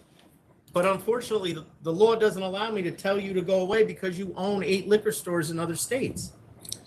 All right, but they're clearly connected to stores already here in New York. But they're not, BevMax is not licensed. Okay. And whatever their operations are, and like I said, if you want to file a complaint about what they're doing in these other stores, we certainly will look into it. But what they told us they were going to do years ago, we approved. Okay, but if they're committing violations in another state, how are they able to continue to consult? We can't, they're not licensed. We can't tell anybody who can consult and who can't. All we have power over is licensed individuals. All right. Part of my concerns about a large chain is the combination of a large multi-state wholesalers, one which has recently been fined over $3 million by the New York SLA for marketplace violations, a new national entrant into New York that has recently been fined over $3 million for 88 violations in the state of Michigan and is currently being sued by a supplier for non-payment and for discriminatory sales of their allocated items to preferred accounts. That combination, along with multi-state retail chains, presents a huge risk to maintaining a fair marketplace in New York. Okay, thank you. Okay. Anybody else? All right, Mr. Dano, do you want to respond to that, please? I don't know what As well as the population, and then cut it off. Yeah, I have put in figures from the United States Census showing a 6% population growth. I put in figures based on the four closest stores showing a 7% increase in sales. It is true that one store, VIP, has no increase in sales, but VIP is at a train station, and the nature of the population, working population in the United States, or at least in New York, has shifted because of COVID, and more people work from home and will continue to work from home. And so stores that are right next to train stations are hurt, but stores that are located where this store is located are actually increasing because people who were spending 5 days a week in the city are now spending only 1 or 2 days a week in the city and 3 days a week working from home. You know, and so you have that. As for this store, Ms. DeMola does not intend to call it a BevMax store. And if you say she can't have an agreement with BevMax, she won't have an agreement with BevMax. You've already approved that she can and that it's legal, but if you don't want her to, she won't. She's the director of finance for the company. She doesn't make any of the decisions that you're talking about here, and I don't know what he was talking about at the end. You know, I think he was talking about not BevMax, but other stores that have problems with other states. I can't answer. No, what he was saying was that some of the licensed entities in other states have had issues in those states. They may be licensed by BevMax or not. Well, but if you're a consultant But and you. BevMax is clearly working for them. But if you're a consultant and you say to people, these are, this is how you check people for age, right? And then the store, because you're not allowed to actually run the store, you're just consulting, the store sells them to a minor. That's not the consultant's fault. That's why you find the licensee when the licensee does something, right? But what BevMax does is it explains to people how you take tips trading. They give what is the equivalent of tips trading. If somebody takes tips trading and still sells to a minor, you don't say that tips trading should be fined. These arguments are not arguments about what BevMax is or what BevMax does. And not only that, but Ms. DeBola is prepared to separate she doesn't want to, but if that's the condition of getting the license, she'll sever her relationship with BevMax as long as they have enough time for them to replace her, with another financial officer. But this is going to be her store. So the intent here is, she obviously has a full-time job with them. The intent here is to use BevMax in the management or whatever the. She doesn't need to use BevMax in the No, management. is that the intent though, or no? I don't think so. Okay, and you're not gonna have a BevMax, It's not going to be a BevMax store. okay. But she has a full-time job which supports her family with BevMax. She has a full-time job which supports her family with BevMax, but she's willing to give that job up if that's a condition of getting the license. I don't think it should be. She would intend to hire a manager. No, I wouldn't do that. Okay. Anything else? Commissioner Fan, if you're ready.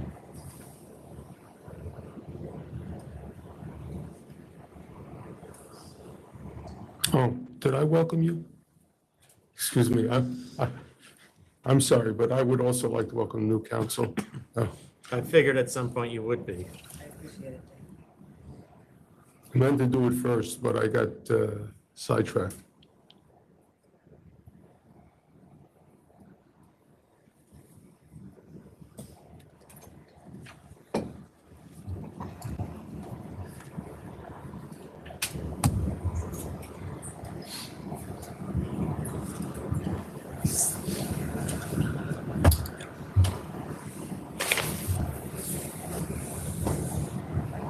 I would say one last thing. You have a growing area with both growing in population and growing in sales. And I would ask that you do not tar Ms. DeMola on things she has not done. Give her an opportunity. If she should, she won't, but if she should break the law, then you should fine her, but don't fine her for something that other people have done.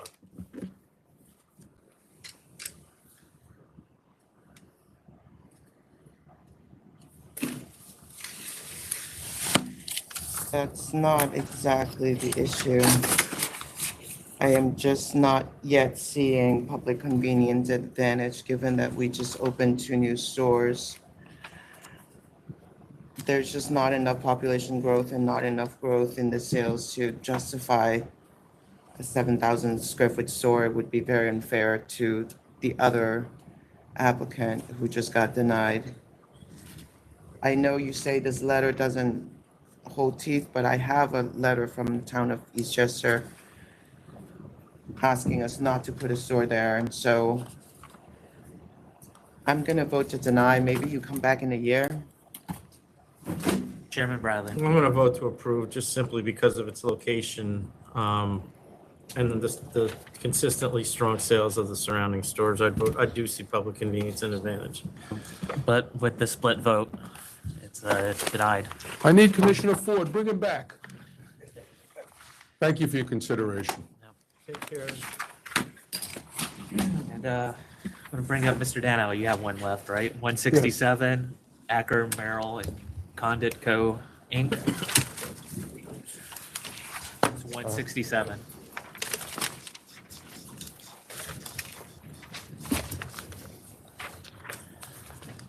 I'm Kevin Dano, I represent ACKER MERRALL.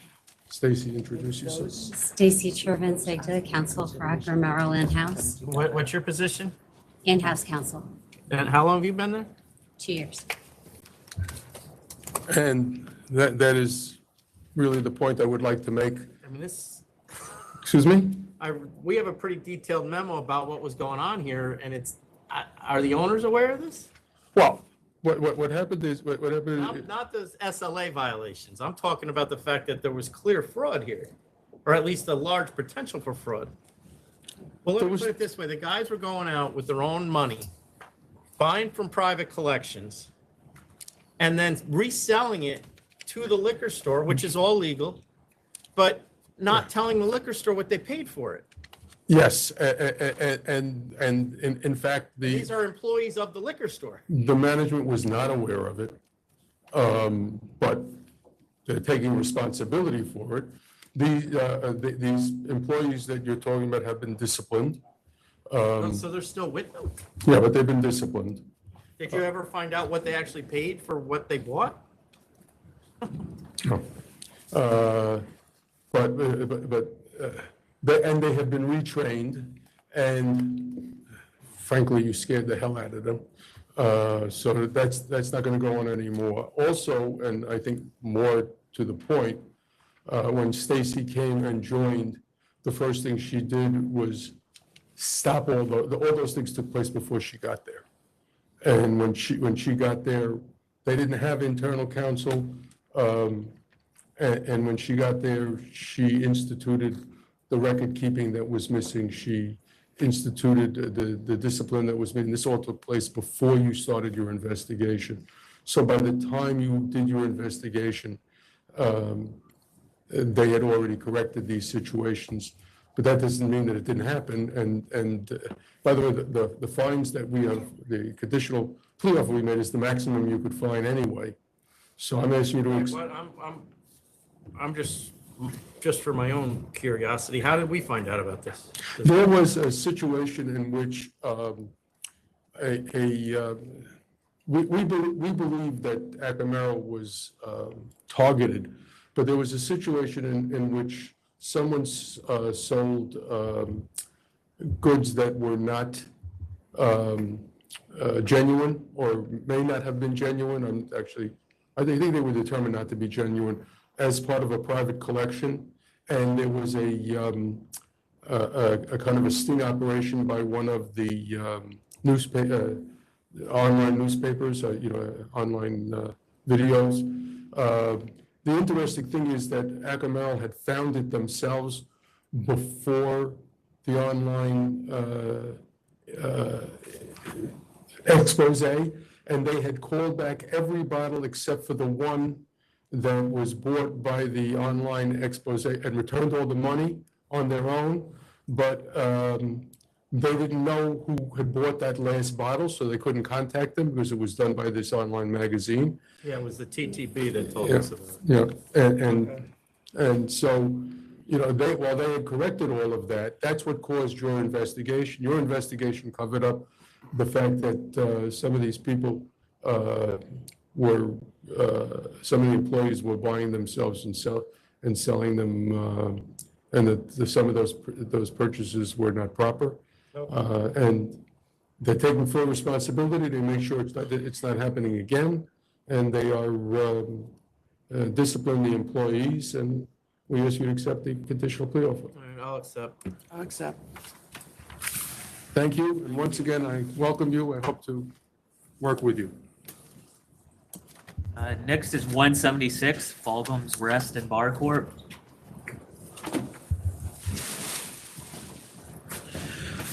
Yes, I'm here today to request an adjournment of the matter. We had discussed that there may be one at the prior meeting. How long do you need? It's my understanding that everything's been filed and now they're waiting to get. About 322. So you needed 30 days or? 320.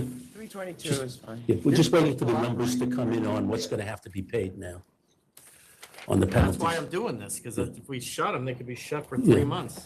322? All right, thank you. Have a good day. Thank you.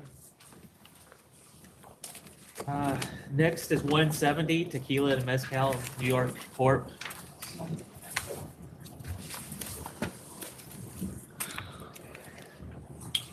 Thomas Burke from the Law Office of Stacy L. Weiss. With me is the owner, Auralia Mendoza, and her manager, Mr. Salvatore Negreros. This was a CNC with an offer of $15,000, and the board asked for a letter of support from the local community board before they would make their decision on accepting the offer. I submitted that letter on Friday. That letter doesn't say they support the licensee. You're right, Thomas. It doesn't say they support.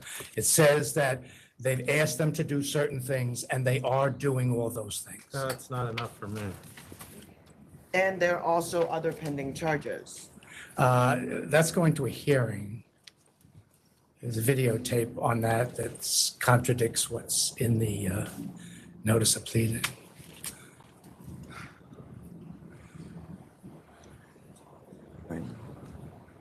So this is a place with a bad history that's asking you to give them another chance. But how long? I know how They it's. got their license in December of 2016. That bad history started in August of 2017 Right. and has continued consistently. But this is through the this- through first. this January. But this or is last January. This is the first time they took any really active steps to change the situation.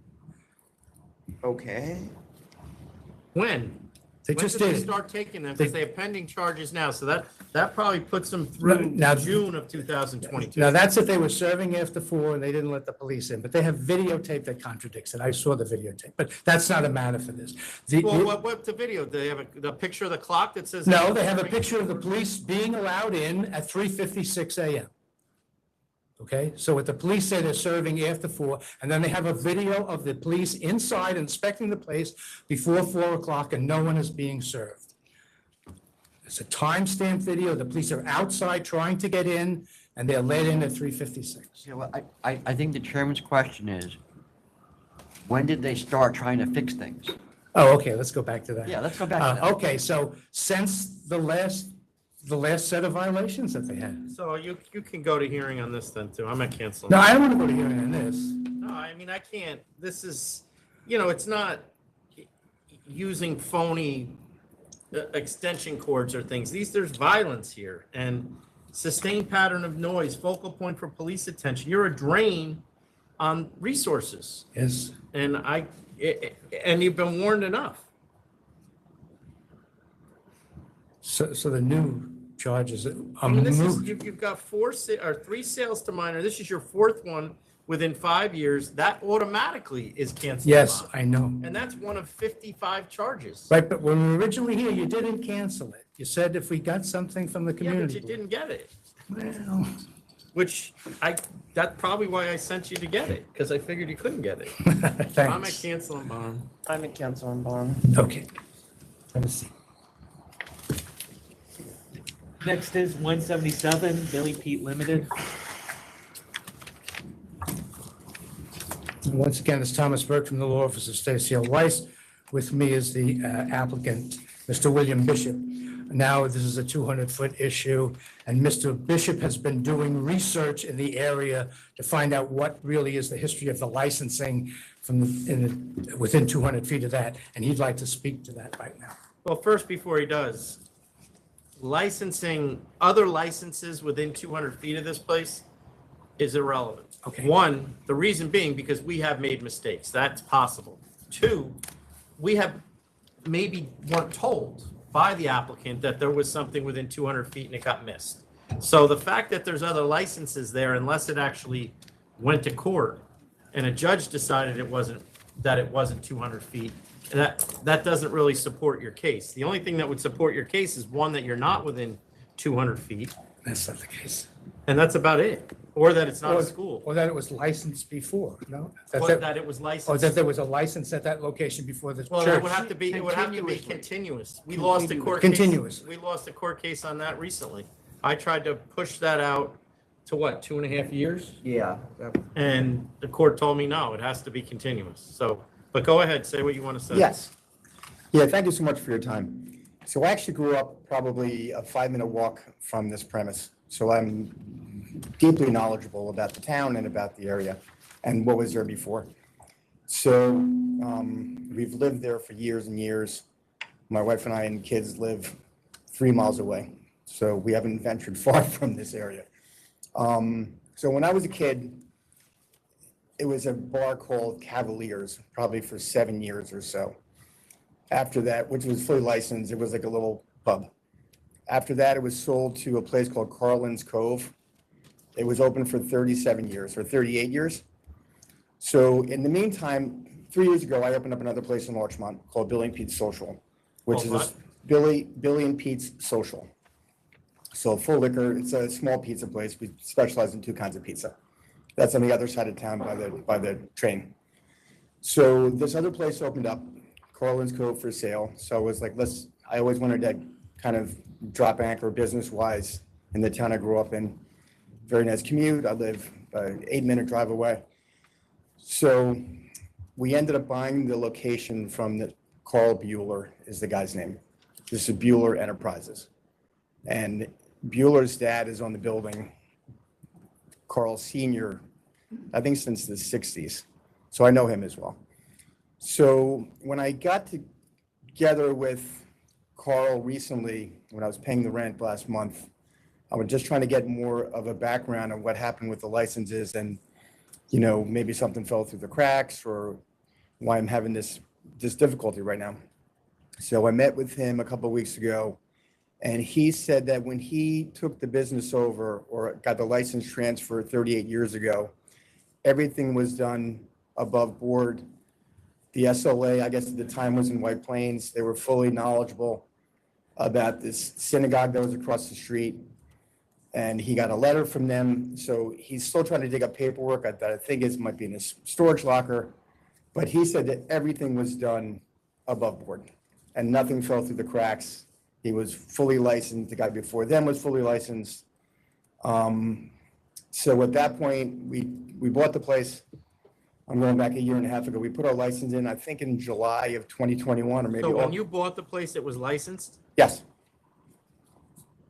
This is a transfer. I thought it was a transfer. But it was licensed as a RW or as a? Full liquor. No, it's been licensed as far as we can go back from 1984 with an OP until June 2021 when the license expired. So that's when I put the application. So there's 2 issues, okay?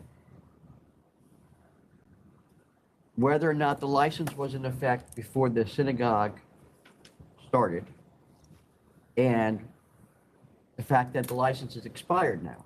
So there's a gap in licensing. But the only reason the license is expired is because he bought it. Well, he bought it and got an RW. No, I have transferred the license. It was a transfer, yes. Transfer. Why did it turn into an RW? I don't think it ever was. No, you're not open right now. We have a temp. We've had a You're temp. on a temp, I get it. We've had a temp for like A 18 month months. after the license expired, they applied for a liquor license. All right, so that's continuous, right? Yeah. It's continuing. If you say, I mean, they didn't ask for declaratory ruling. Licensing doesn't consider that continuous. I know, but I do. You have to decide that. But what I'm asking you is, you guys went back to 82, from 82 on. 84, from 80, this has been licensed with a liquor license from 84. That's enough. Okay. I mean, we're a small mom and pop shop. All right, Donald. What are your hours? We open up at lunch Friday, Saturday, and Sunday at 12 o'clock. We normally close about 11. And then we open up during the week at 5. I mean, it's half the size of this room here. From the other place I was there before, it's just much nicer and nicer food. I'm going to vote to approve. Principles to manage, recorded music only, no private events, no third-party promoters, security guard as needed. I'm gonna do midnight across the board. I'll vote to approve under the same condition.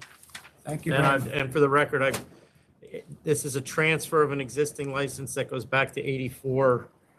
The applicant applied a month after the transfer for his own license. That earlier license expired within that month. I'm deeming that continuously licensed. Thank you very much. Thank you. Thank you, folks. See you.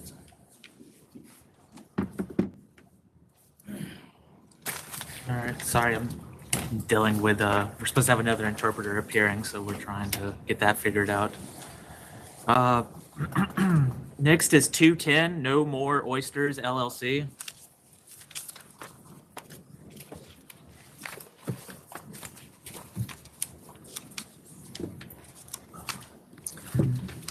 Good morning, Donald Bernstein on behalf of the applicant, and welcome counsel. Look forward to working with you. This was an application that we filed for a number of one-day permits for what are 8 huts at the concourse level in Rockefeller I'm Center. going to be honest with you. The only reason that this is going to happen this year is because of where it is. This is not happening again.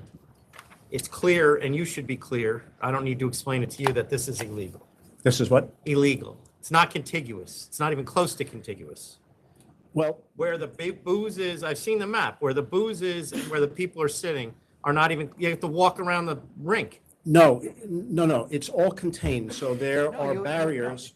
I'm sorry? The application has one shed. Yes. Where the stock is, and then these 8 separate booths. And that shed is on the other side of the rink. No, that's not That's what the correct. diagram that was submitted. No, the diagram, this is a printed one.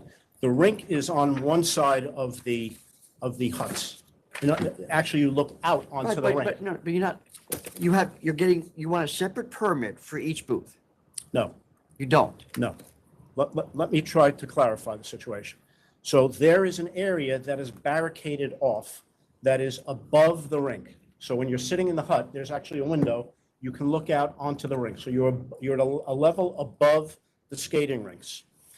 On that level, the area that we are using is barricaded. So I said that wasn't clear from the application. well, it's shown. It says barricade. I understand it says barricade, but that's, when I read the application, and it wasn't clear to me, you were asking for. Well, let me see one your one thing. permit for that entire area. Let me see your map. You're telling me that whole area barricaded, there's no public access to this? None of it. Wait, come here. You don't have to talk into that. You can talk into mine. Yes. You're telling me none of this is public? Correct. None of it, what's this then? This is all our area. This is barricaded, so you have to walk in with your ticket. So what's in here? It's just open space. Yeah, so our service team will then escort them from the ticketed area down to their designated hut where they'll sit for their ticketed time. Our service team will get their orders. So you're going to license all of this? What is the event? Well, it's ticketed. It's No. It's ticketed to go to the space. What is the event? It's just a ticket. It's an can buy a experience. private ticket. You go onto our website. You watch people who can't skate. Exactly. But I don't think you can because there's no windows on the booth. There are. There are windows on 3 sides. Not the side you have a picture of, that's the problem. Right. Yeah, what, here, once again, what we got didn't show that. Well, let me explain it. All right. The door in the front does not have a window. Mr. Bernstein, it would have been helpful if when the permit was applied for, we had this information. All right, so if that's the case, then you can get permitted. All right. So we're applying I for, misread the diagram, assuming that those barricaded, that it's completely barricaded, then I'll vote to approve. we would like to what- get up to 20 permits if possible. Well, that's the other thing, is that they're looking for, I think, with 3 or 4 days a week for multiple weekends. So we I have, mean, this should have been an application for a seasonal license. Yeah, why isn't it? well, first, we applied for permits starting a week or so ago. We were told it was on full board. We actually then got the permits issued to us. The permits were emailed to me. I contacted the authority. I said, there's got to be something wrong because we're told it's on full board. So then they were rescinded. So those planned events, those dates passed. We've since filed for events from February 10th through April 14th, not every day, but there are 20 dates that we have All filed. right, I'll grant the 20 dates, but next year this has to be a seasonal license. Understood. Okay, I agree. Thank you. Thank you. Thank you.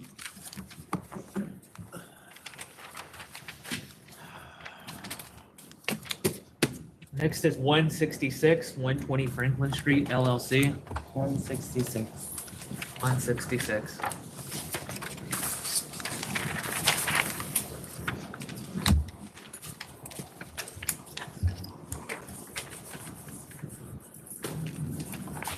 Hi, Victor Welch, co-applicant, 120 Franklin Street LLC. I was at the January 4th meeting. You had asked me to secure approval from the community board. I went and did that. And Can they you have- come up to the mic? Oh, sorry, Okay. yes. And they have given approval. Do you have that in writing or no? I added it as a new supplement. Oh, right, okay, I did get it, okay. Yeah. Okay. Is this your first license? It's not, So you're aware of the community board? of course. Yeah, you, But I'm not sure if you know the history that we did attend the first. yeah, one. no, and Yeah. it, because you didn't hear anything, you assumed it was all good. I get, Correct, yeah. that would be a normal business practice, but you can't really I've learned, rely on that. of course. What are the hours here? 2 till 4? It's 4 a.m. Yeah. And then is there, what kind of music? Let me see. Just recorded, It's just recorded? just recorded music. Okay. It's a small space. All right, I'm gonna vote to approve with recorded music only, 4 a.m. No third-party promoters, security as needed. And I will do the same. Good luck. Thank you very much. Thank you.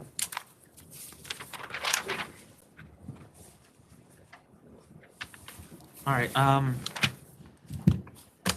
actually have a matter I want to discuss about a possible interpreter that we're having difficulty trying to get.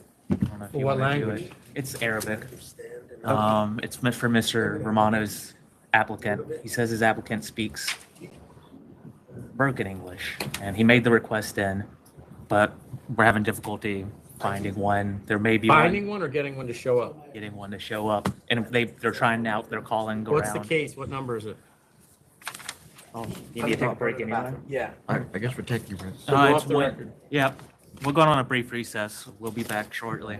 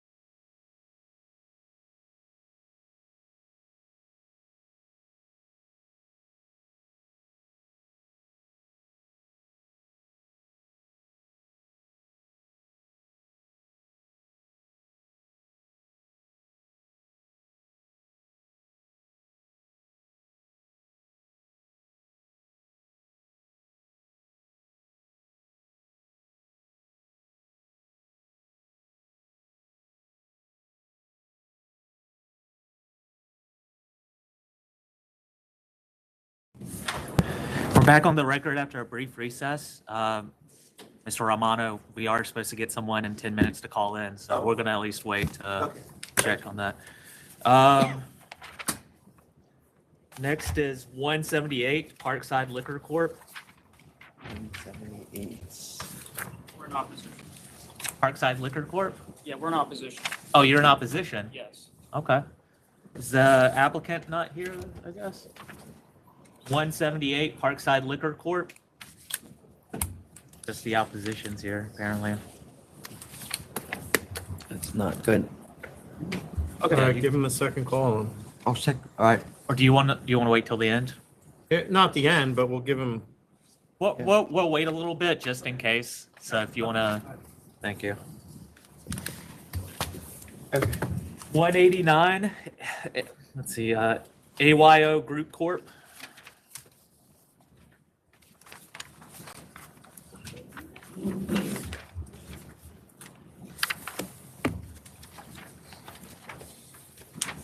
Good morning, members of the authority.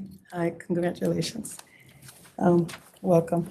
Aurelia Tavares, representative for AYO Group Corp., DBA Ajo y Oregano Restaurant located at 621 Crescent Avenue. This is a location with a maximum occupancy of 74, located in the Bronx. We're requesting for the present application overcame some original objections, which the original filer, which was not me, we had a 500-foot hearing. The original filer made a mistake on the 500-foot hearing. I corrected it, the license issued with 10 p.m. closing. We are respectfully requesting later closing, 2 a.m. closing all the way around. 2 a.m., I'm sorry, we're requesting 2 a.m. closing only Friday, Saturdays, and we want to add DJs Friday, Saturday, and Sunday for brunch hours. This applicant actually, prior to this, prior to the application being submitted to the authority, Ajo y Oregano has been around forever. They're one of the best restaurants in the Bronx, family run, never had an issue, doesn't have any disciplinaries. The added hours of operation and the added method of operation is to help them survive, because that's what the community is asking for. When they go, they can't have a little DJ. This is not a discotheque, never been. It's a beautiful spot. It's a Dominican-owned restaurant and just amazing. We also have a letter which came in late from Council Member Oswald Felix. If I can forward it to your attention. It came in late. I would have submitted it, but the applicant obtained the letter from the council member.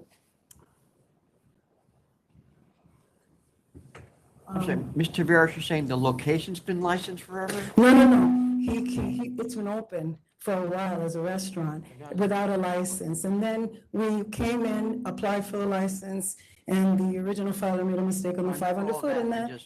Yeah, and we were just asking for the added hours. This is not an establishment you'll ever see before you again.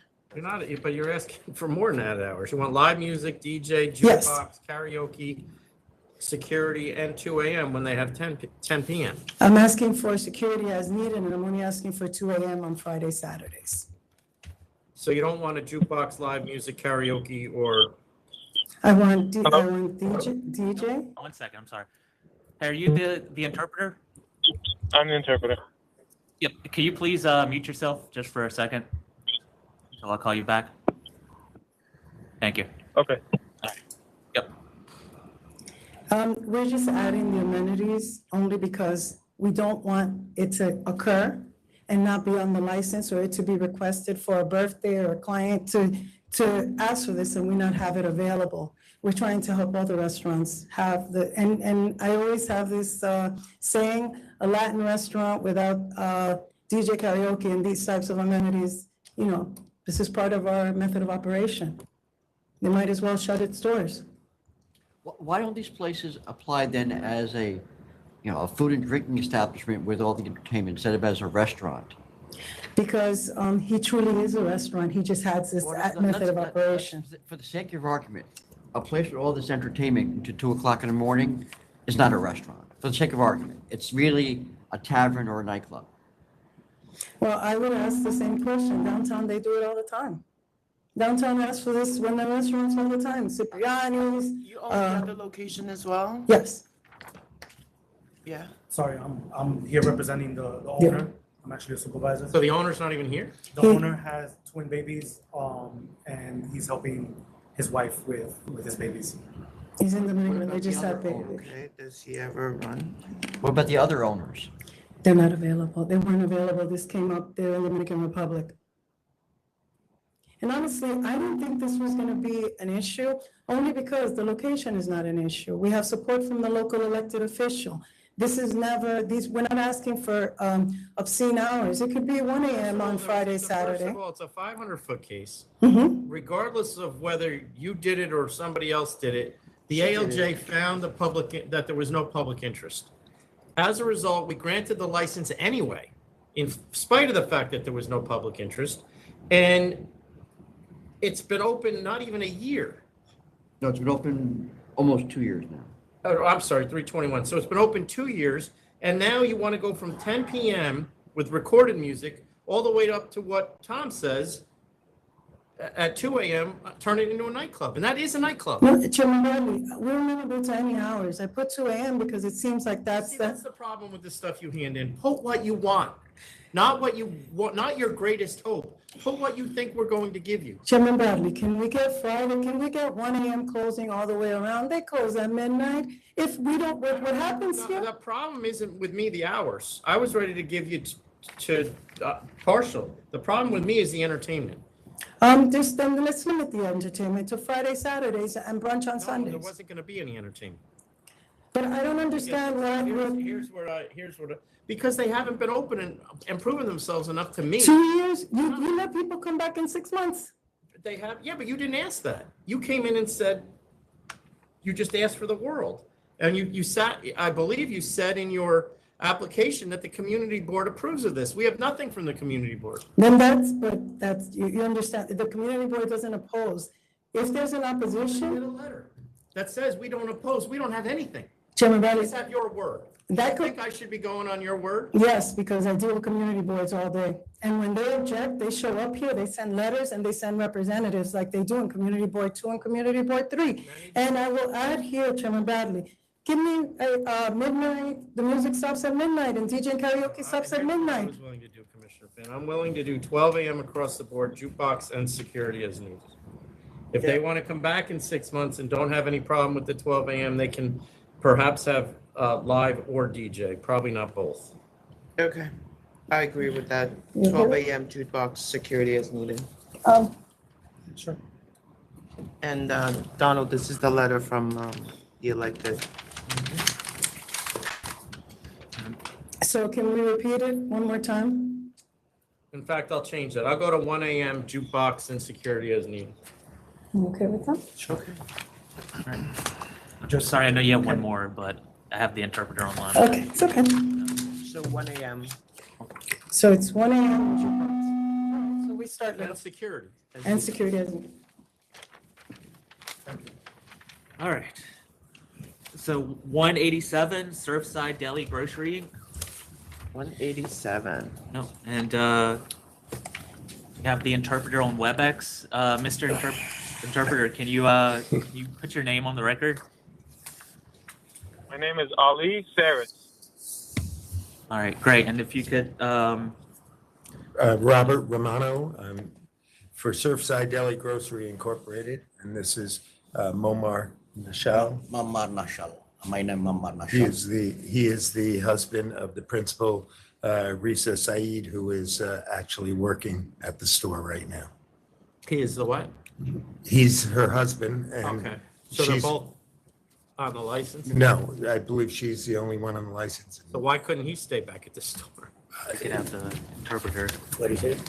I think his English was actually a little better, but. Okay, so I mean, I think the main question here is what's his relationship to the person who lent him the money? According Or to. her relationship, I should say. Momar can explain to you exactly what he explained to me, which you can tell them, how did you meet? Mr. How did you? We have to go through the interpreter. Okay. if you could ask him how he met the gentleman who loaned them the money for the 8. السلام Mr. عليكم. Kassim. اوكي. السؤال كيف التقيت بالشخص الذي عارك الفلوس أدانك الفلوس؟ كان معها ATM بنفس المحل، وعندما بزيت المحل استأجرت المحل جاب لي الفلوس هو. She had an ATM in the same store, and that's how I met her. She brought me the money after talking to her. The store had been licensed previously, I believe, and then as explained to me that there was a number on the ATM that said if you're interested in opening a store, they contacted, I thought it was Munir Kassim, who then loaned them $25,000 to open the And store. they have And they've been operating with that incident since April. they're on a temp. Yes. And they have a written loan agreement with this Kassim? Yes, and I believe that was submitted. I did not do the application, but I do believe a loan document was submitted indicating they'd paying back with a $25,000 loan at $1,000 a month until it's paid back. And I believe the incentive was to keep the ATM in the store. Did he know that the lender was previously licensed? If you could have the interpreter. Yeah, can you ask him if he knew that the lender of the money was previously licensed? هل كنت تعلم أنه الشخص الذي أقرضك الفلوس كان عنده لايسنس هو أو رخصة من قبل هو مرخص؟ مرخص طبعا. عفوا؟ ما فهمتك ايش قلت. أنت عارف إنه الشخص الذي كان عنده الاي تي ام مالك الاي تي ام هو عنده أصلا رخصة هو مرخص من قبل؟ رخصة مو. What kind of a license are you talking about? Alcohol. They got an alcohol license that was canceled by the SLA. كان عنده رخصة كحول وتم إلغاؤها من الجهة المختصة. ما أعرف إيش. Did not know. Does this guy, ask him if this guy that loaned him the money has any involvement in this business otherwise. الشخص الذي أعارك الفلوس هل عنده أي اندماج بهذا البزنس؟ عنده أي علاقة؟ ماشي والله. No, ما في؟ ما فيش. No. Okay. Are the members ready to vote? Yeah. Commissioner Van? I'm gonna vote to approve. I'm gonna vote to approve as well. All right. Let him know that he's been approved, please. Yeah. تم you tell قبوله. him? Thank you. That's good. Thank you very much. Thank you, everybody. Yep, thank you. Nice to see everybody so late in the day. All right, sorry, thank you for your services. You can sign off. Thank you. Bye-bye. Bye. All right, next is 190 Prime 116 LLC.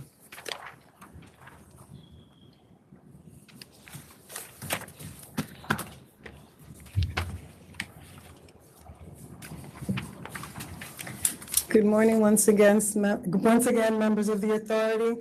Aurelia Tavares for Prime 116 LLC, a restaurant located at 2257 First Avenue in Harlem with an occupancy of 60, 32 table seats, 7 bar stools, and a 2 a.m. closing. Today, we are requesting a change in the method of operation.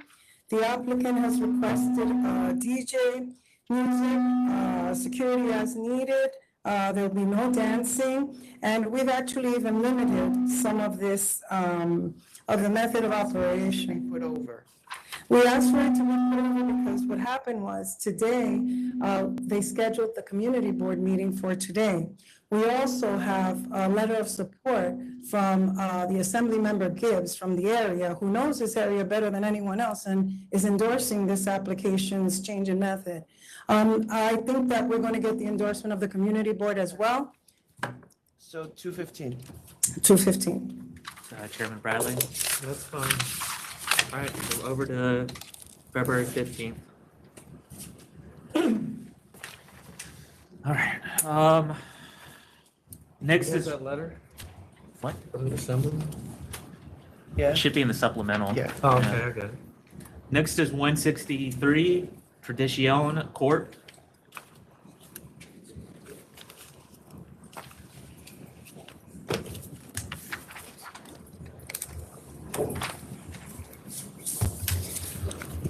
Michael Palutis on behalf of the licensee. Good afternoon, everyone. Welcome, council.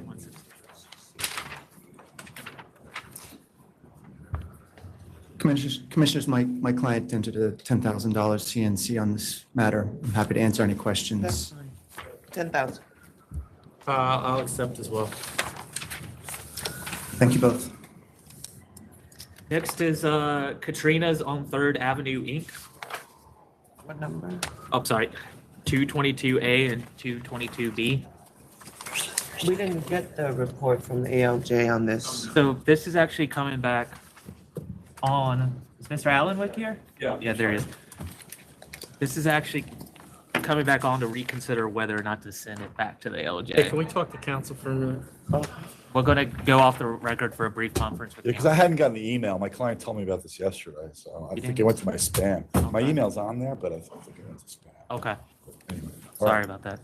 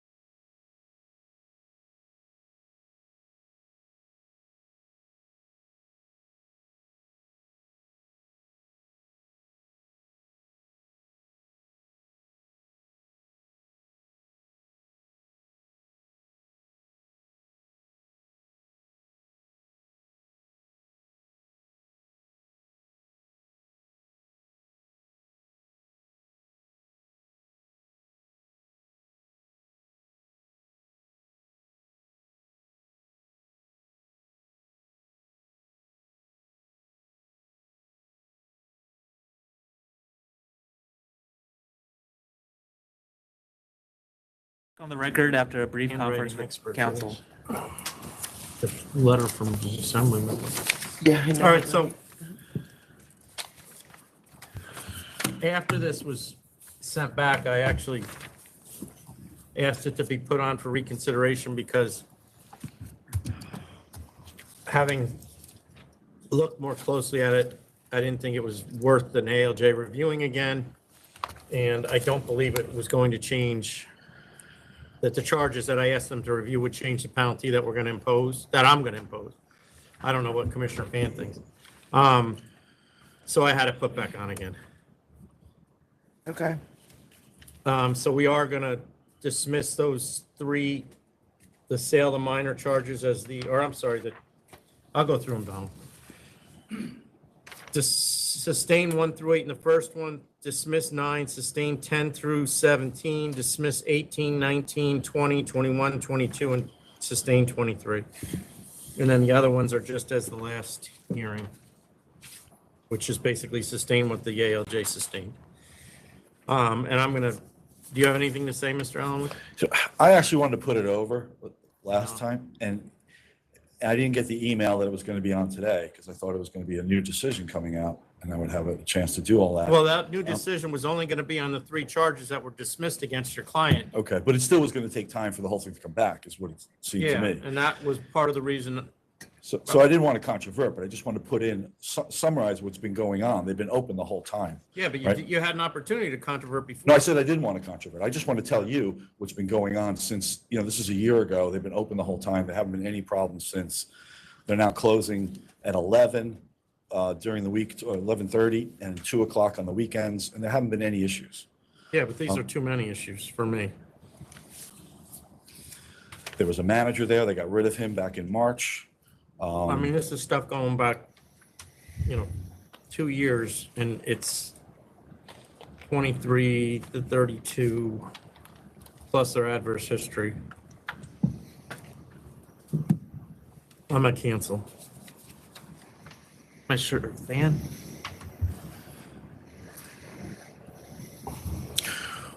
Does she have other licenses? No. I'm at cancel and bond.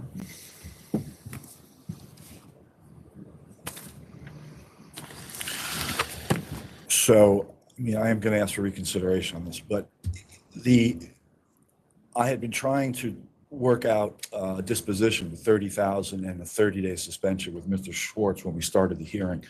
And, that's when everything was still fresh. I mean, they've been operating for a year. They haven't been, the police even thought they were closed. Well, I mean, they've when been they had their operating a big year only incident. because they took it to hearing. That's the applicant. They're lucky. The hearing's a long time ago. The hearing No, I was know. July. Right. Or August.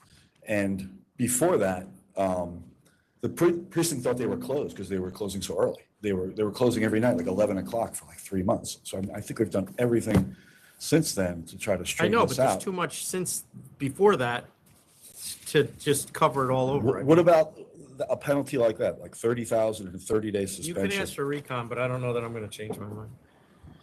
I mean, the fact that he's been good after being so bad doesn't really do a lot for me. It's a long time. It's a pretty long time. I get it. It happened but in last winter. It It doesn't happened mean I January, wouldn't February. relicense him, but it does mean I probably don't know that he should be where he is.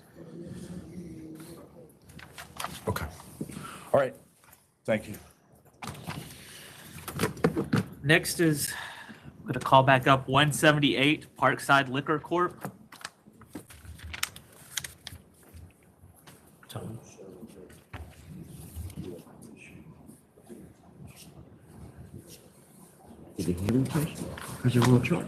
Good morning, members of the authority. Aurelia Tavares here from Parkside Liquor Corp. located at 1859 Ditmars Boulevard. What is it?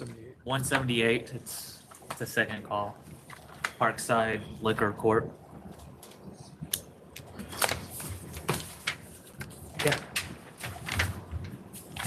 Okay. And we have Um, opposition. They were opposition. You're the applicant? Okay. Where is the applicant? This is my firm I used to work for many months ago. They're running late, so he told me to just either adjourn it or Well, what's Up running here. late mean? like, 'Cause we're not adjourning it. These guys came from wherever they came from. It's not getting adjourned. then we'll put our best foot forward. This is It's not going to work out well with you without the applicant here.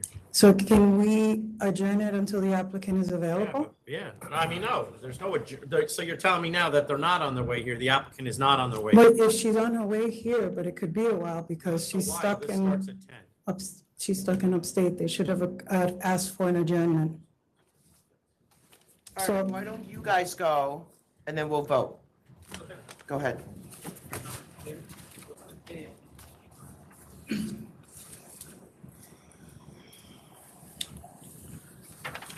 Good afternoon.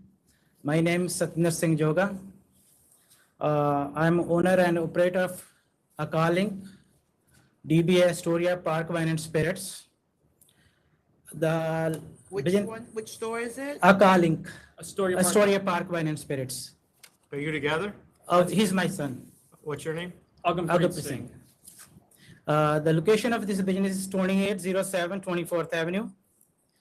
Today, I would like to point out some issues that the existing nearby liquor store have to face with the addition of another liquor business in Astoria community. The first point is the location. My store is only 0.60 mile away from the proposed location. There are 7 liquor businesses in Astoria within the radius of 0.80 miles from the proposed location. And there are 12 liquor business stores within the radius of 1 mile, 1 mile from the proposed location. Okay. And You're the one that just transferred in 2021. Yes, July 20. Yes. Got it. Okay. The next point is a population. The Astoria population has been dropped by 8.7% from 2010 to 2021. So there's no need of another liquor store in Astoria community as there is no new customer base for the new location. The proposed location has East River on one side and a big a park on the front side and the Astoria community on the other side, which is already being well served by the existing liquor stores. So let's say if the new liquor store came in that community, they're going to use share the existing population with the existing liquor business in that area. So that is going to hurt the business of existing liquor in that neighborhood. So now the next I would like to say about my business. I took over my business in July 2021. I invested a big amount of money to get into business, and I'm still trying to cover up my investment which I made to get into this business. If I compare the sale of my business from July to December of 2021 with the previous year of July to December of 2020, the sale dropped by 13%. Whereas when I took over this business, the rent went up by 37%. So in the year 2022, I made some effort, I doubled my inventory, I bring some rewards program to bring up the numbers up, which I able to. But on the other side, because of the profit margins goes down because of the inflation. So I would like to, so you can say actually the sale doesn't go up, it's remain the same because of all these factors. Okay. So I would like to request you all, please take into consideration all these points and do not bring, please, another business over there, which is going to hurt the existing liquor stores in the Astoria neighborhood. And I would like to say if my son want to add something or. Yeah, I think my dad hit it on the points. I just want to say he works 6 to 7 days a week from open to close. He doesn't manage it. He doesn't, hire employees to work there. He works himself. So please take that into consideration. Thank you. Thank you. Thank you. Thank you. Thanks for coming.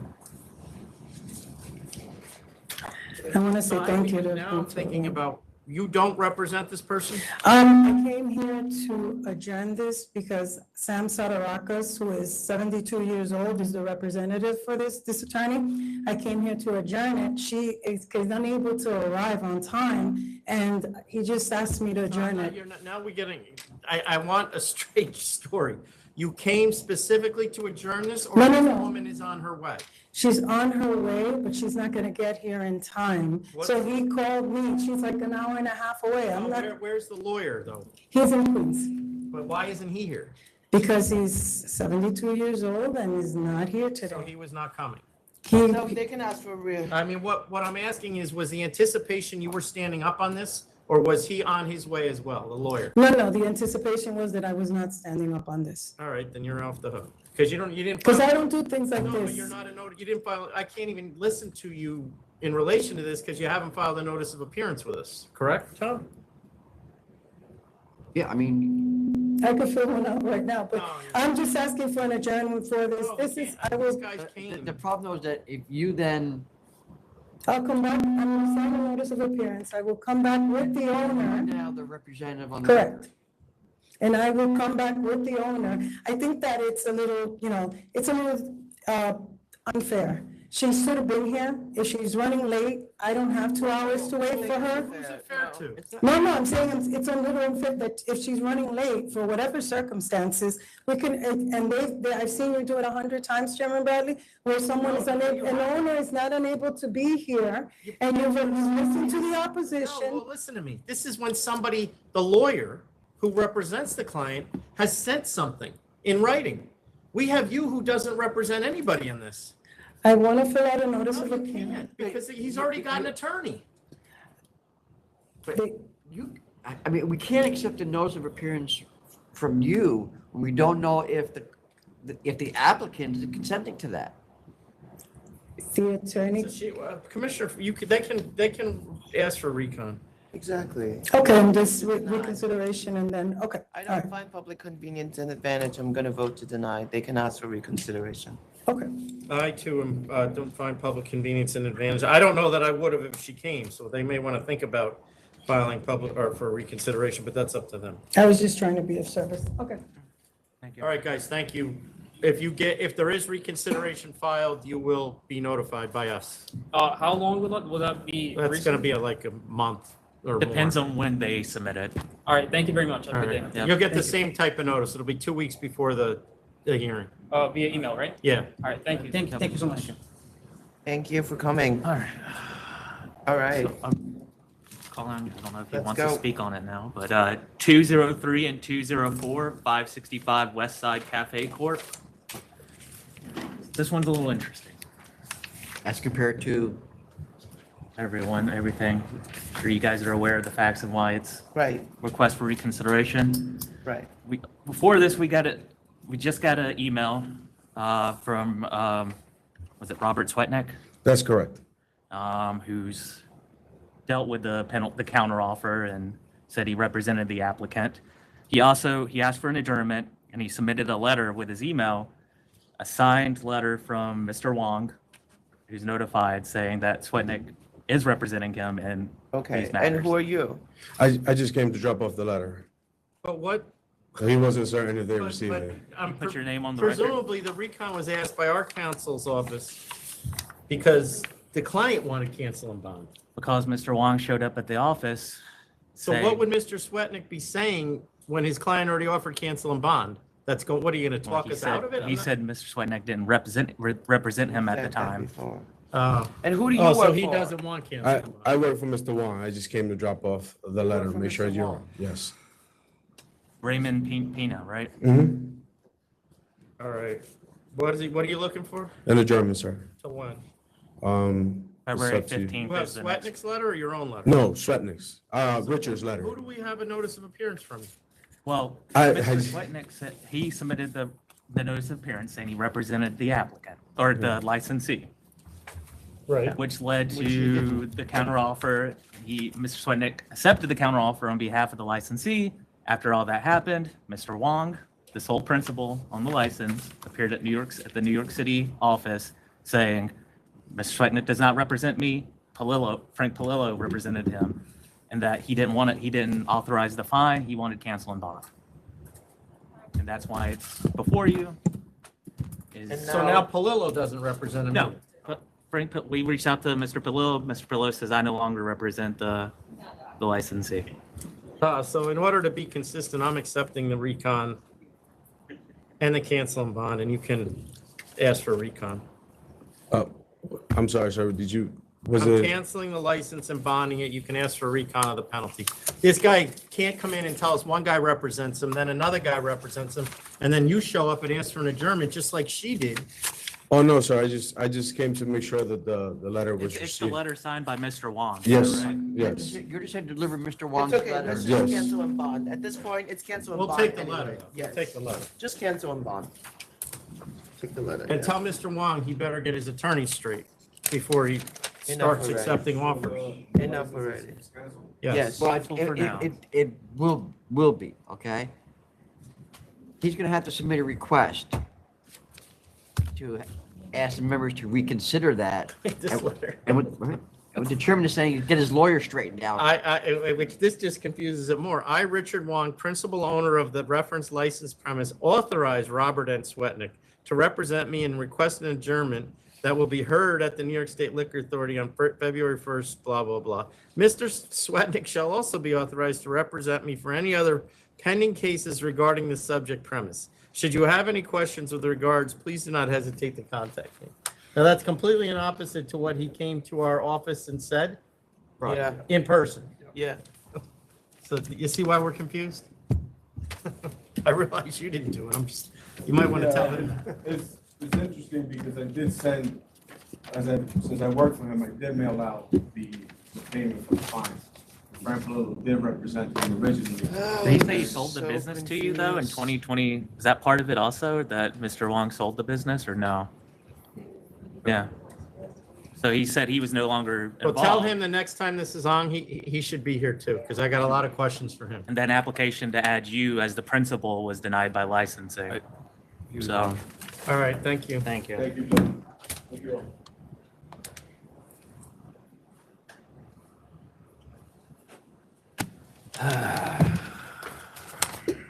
All right. Is going on.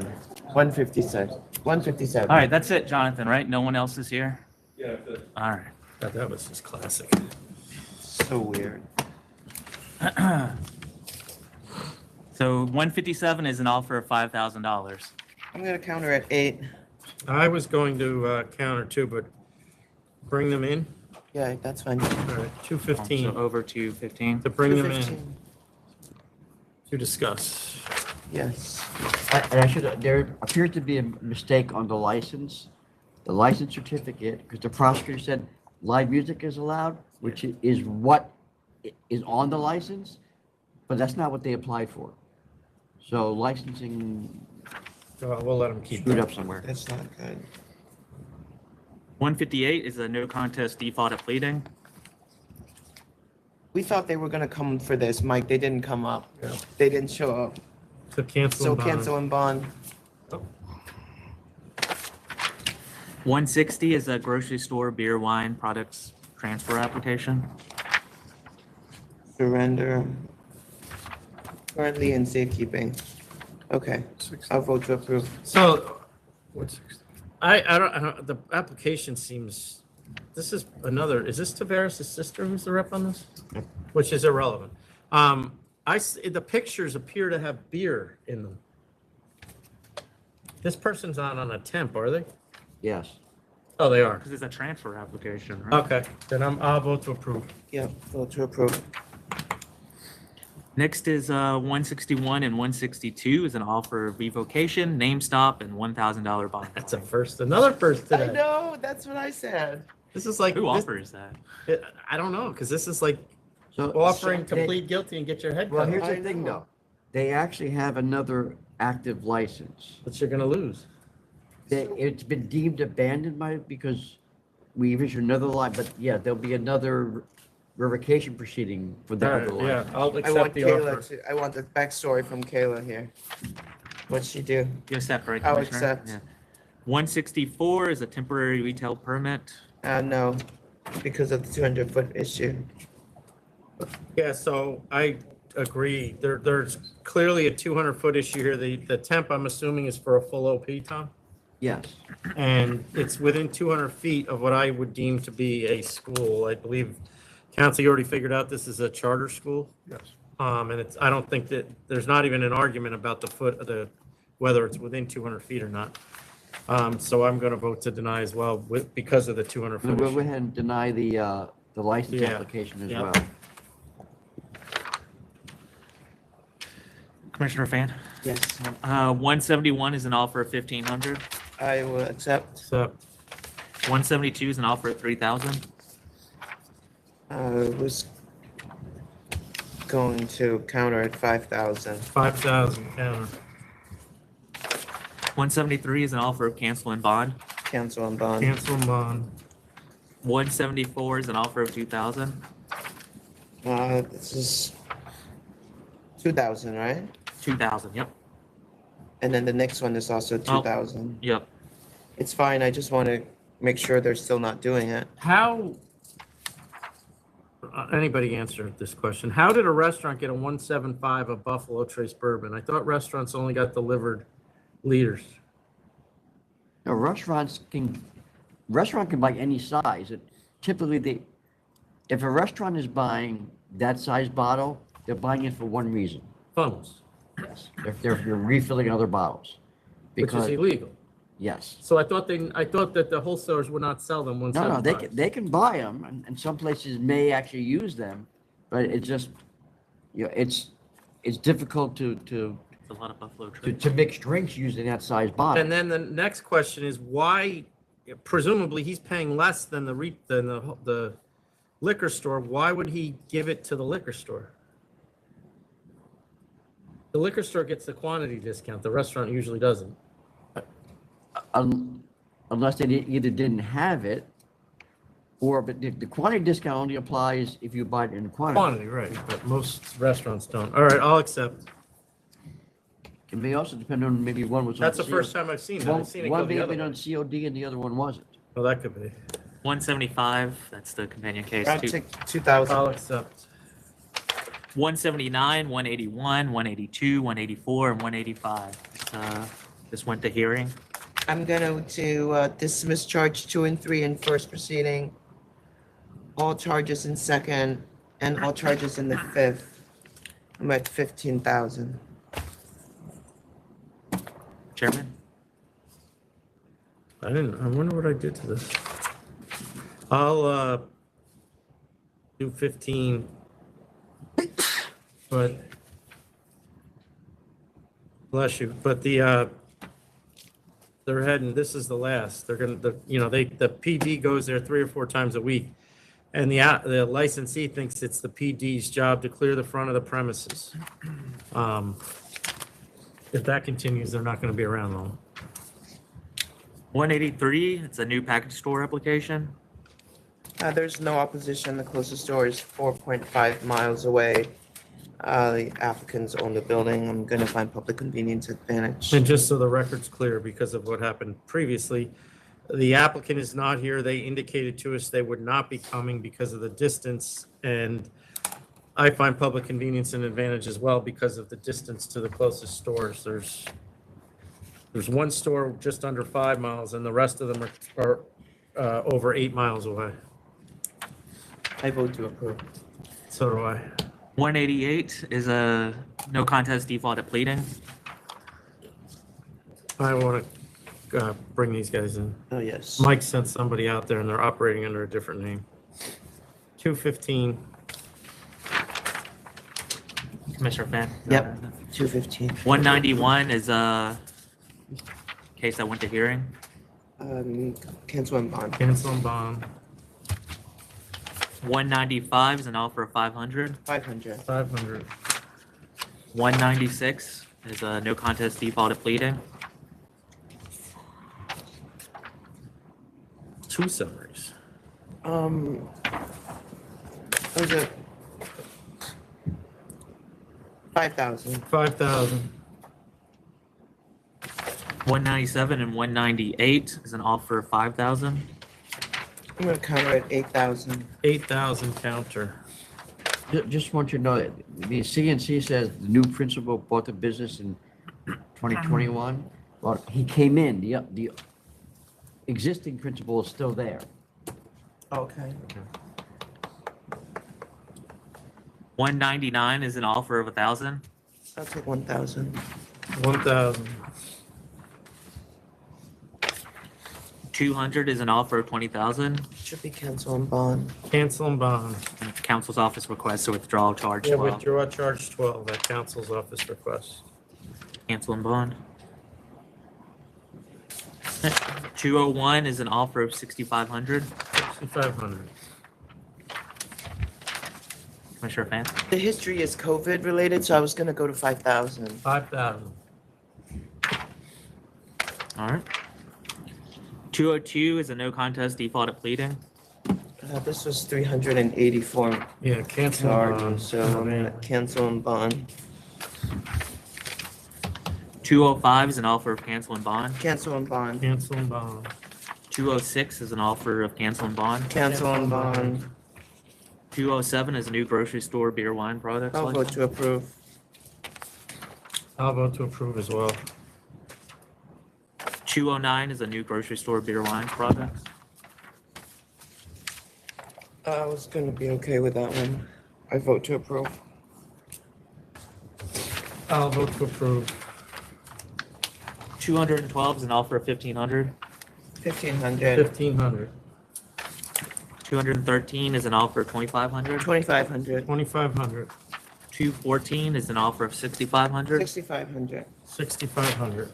215 is an offer of 7,500. 7,500. 7,500. 216 is an offer of 3,500. 3,500. 3,500. 217 is a no contest default at pleading. I'm going to do 6,500. 6,500. 218 is an offer of 3,000. 3,000. 3,000. 219 is an offer of 2,500. I'm gonna go to 1,500. 1,500. 220 is an offer of 1,000. I'm gonna go to 500. 500. With 221, we received an email from Frank Palillo. He's out of the country and asked to adjourn to 215. We couldn't get a room in Florida? Probably Costa Rica or somewhere. Okay. Italy. Next one. Italy? That's the warmth. 222 is an offer of 20,000. I'll accept 20,000. 20,000. Chairman has nothing else. Do you have anything? I don't. I just would like Shannon's opinion of her first board meeting publicly. On the record. I think she knows better. After doing exciting criminal trials, the likes of which are seen on Law and Order, how does this feel? I think it was also very exciting. Yeah, right. All right. I did enjoy it.